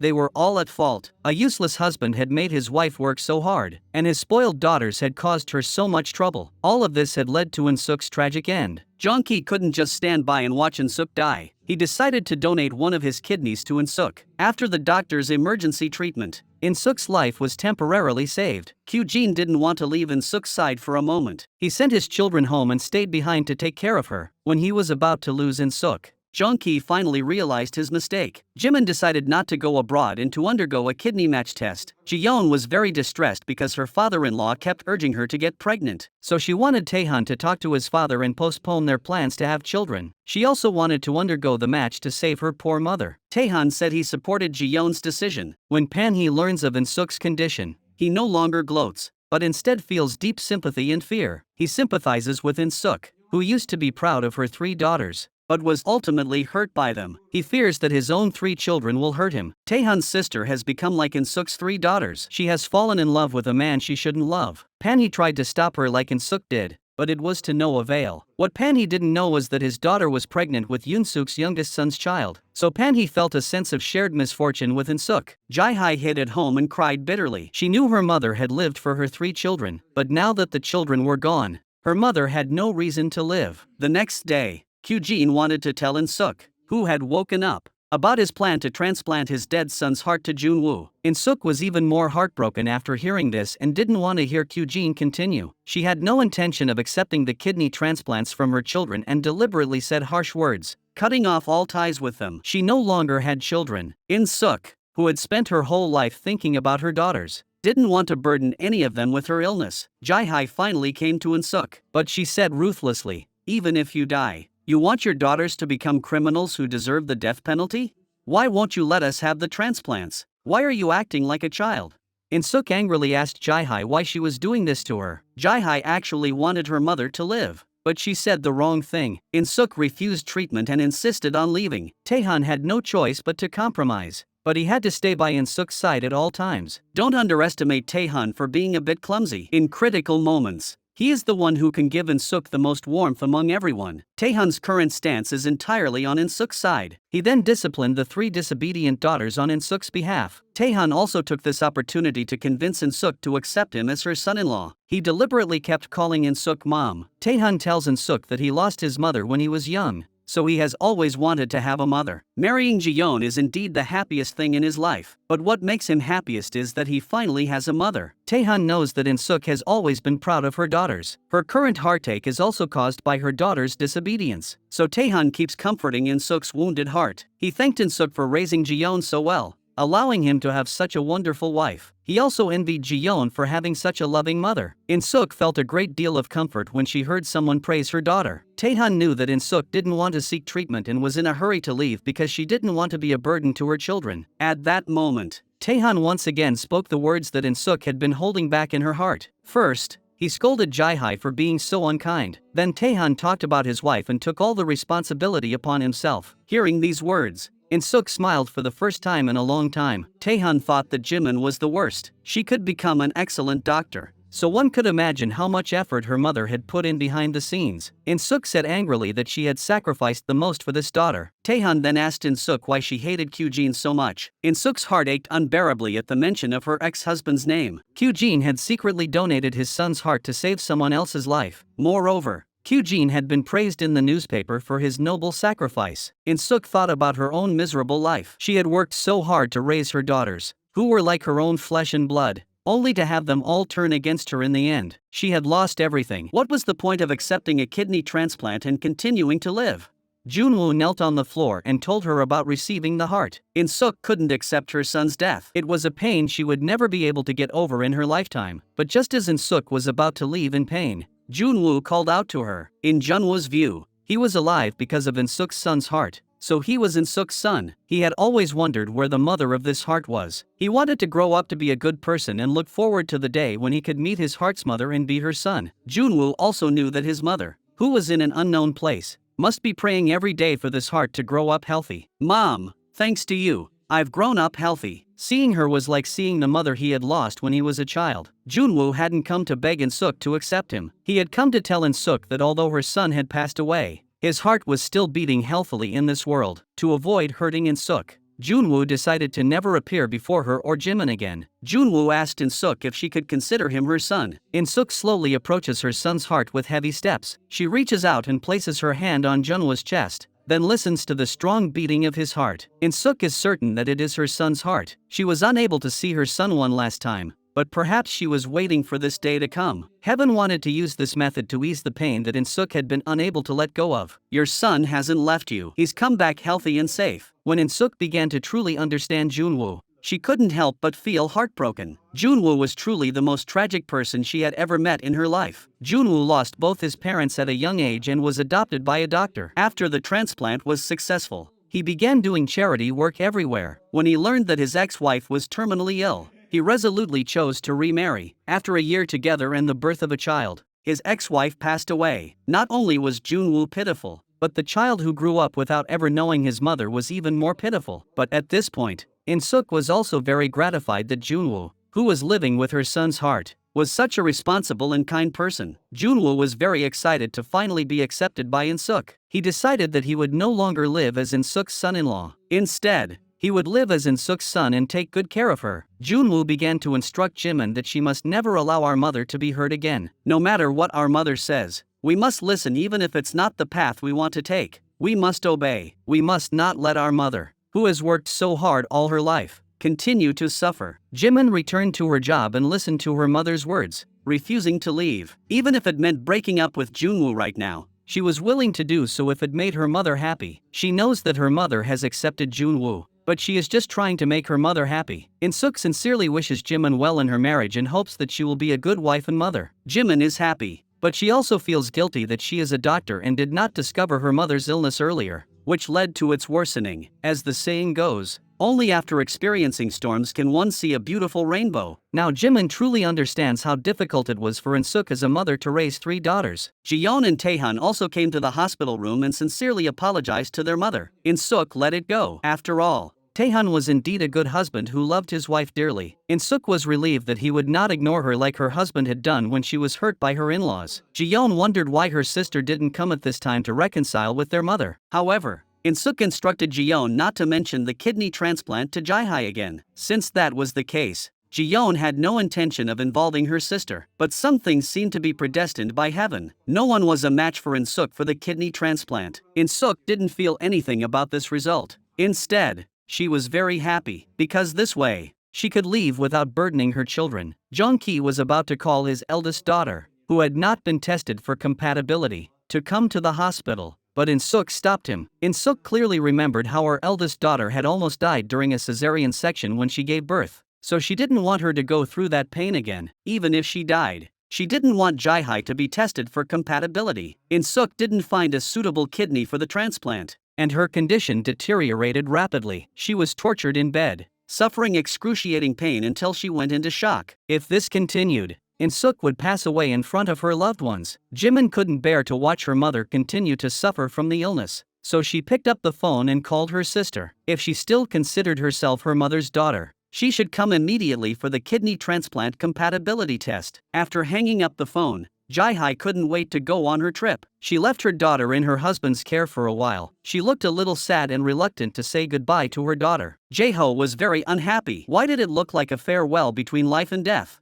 Jaehai told her husband that she was going abroad to relax and would be back in a few weeks. After Jaeho left, Jaehai finally breathed a sigh of relief. Heaven did not let poor Insuk leave this world just like that. The doctor brought good news. They had finally found a successful kidney match for Insuk who was willing to donate. This wonderful news was like music to the ears of the gloomy hospital ward. The family was overjoyed that a miracle had finally happened. Insuk was naturally thrilled that she would be able to live on and spend the rest of her life with her children. It was only at that moment that Insuk understood how grateful Junwoo must have felt for donating his heart to her son. This feeling of being given a new lease on life was something she didn't know how to express to Junwoo. Insuk now believed that her husband's decision to donate his son's heart had been the right one. Otherwise Junwoo wouldn't have survived. Therefore, one must accumulate good deeds and virtues to be blessed with miracles. Insuk desperately wanted to thank the donor, but due to confidentiality agreements, Jimin didn't know who the person was. The only thing that pained Insuk now was that Jaehai refused to visit her. She really wants to know how her eldest daughter is doing. The surgery is about to begin. Insuk is really afraid that she will never wake up from the operating table. Death is not scary. What is scary is not being able to see her eldest daughter before she dies. Insuk complains bitterly. Wait until I die, then you'll see how much you regret it. Just then,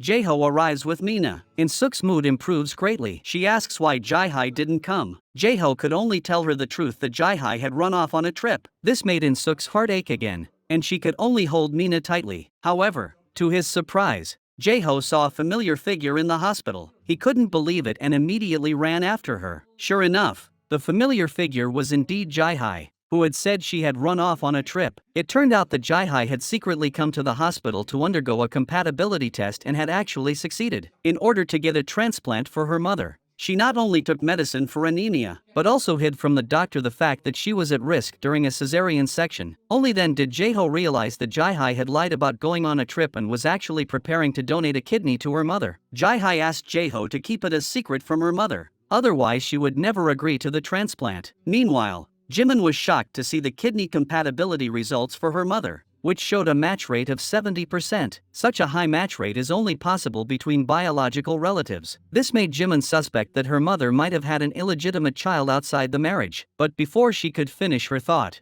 the two seemed to realize something. When they saw that the person in the hospital room was Jae-hai, they were both utterly shocked. Jimin finally realized that the donor with the 70% match rate was actually her older sister. After Jae-ho left, the two sisters rushed straight to Jae-hai. Jimin opened her mouth and blamed her sister for secretly donating her kidney. Jae-hai was worried that her plan would be ruined by her two sisters, so she could only reveal the pain she had been hiding in her heart. The person she loved most in this world was her mother. All the harsh words she had said before and her refusal to visit her mother were all so that she could successfully donate her kidney, because her mother knew that she had nearly died during a cesarean section. Her mother was so scared that she lost several pounds, fearing she might never wake up. From then on, her mother told her never to have children and never undergo major surgery again. If her mother found out that she was donating a kidney and undergoing major surgery for her, her mother would rather kill herself than accept it. Jae-hai now deeply understood how difficult it was to raise a child, not to mention that their mother,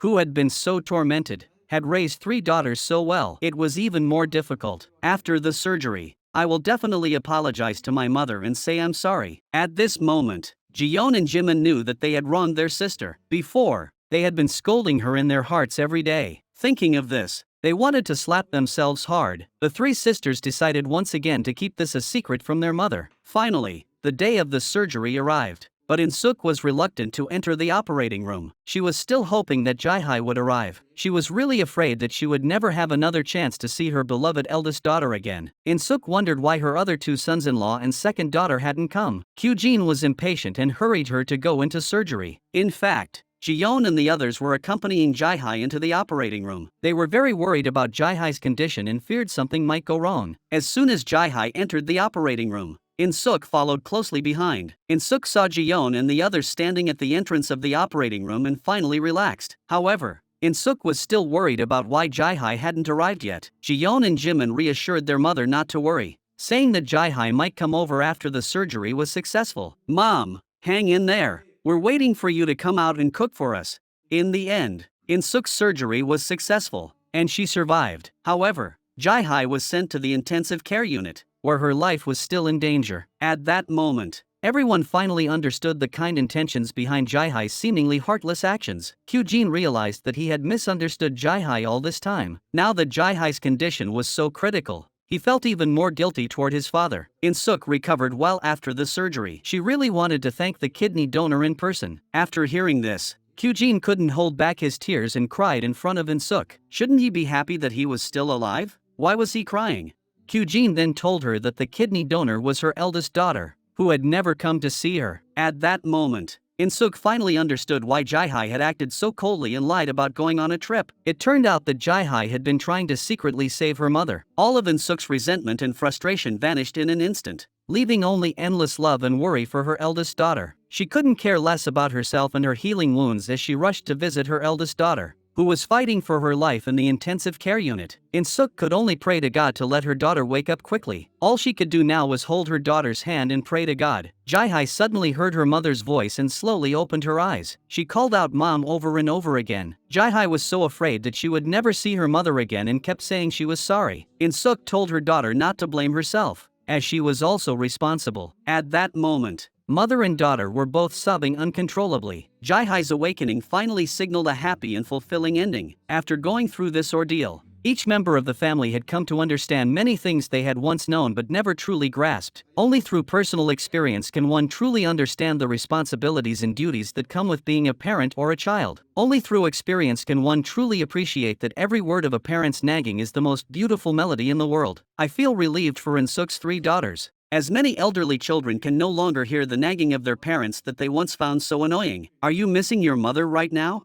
The bond between Insuk's family is now deeper and more intimate than ever before. This also makes Yunsuk, who is undergoing treatment in the hospital, even more touched by Jaihai's sacrifice. Having such a filial daughter-in-law is the luckiest thing in her life. She truly regrets her past actions toward Jaihai. Time flies, and another year has passed. Insuk's family sits together happily, enjoying a meal prepared entirely by Qene. Qene has now become a loving husband and a good man. His transformation has left the children speechless. However, the once domineering man seems a little unwilling to let go. So, while constantly doing housework, Qene keeps telling his sons-in-law that they must have the dignity of a man. Men must never be controlled by women. We must unite. The two sons-in-law find this very reasonable and nod in agreement. Little did they know that the next moment, he would switch from trying to uphold male dignity to flashing a flattering smile without a hint of awkwardness upon seeing his wife. After a year of effort with Tae-hun, Ji-yeon finally became pregnant. Insuk no longer interfered in the children's lives because they were all living happily with a husband who loved them. The daughters threw a grand 60th birthday banquet for Insuk. On this joyful occasion, everyone forgot their worries and immersed themselves in the sea of happiness. I also saw a pregnant woman in her 10th month jumping and dancing for the first time. Today's story comes to an end here. Thank you all for your continued support and companionship. See you next time.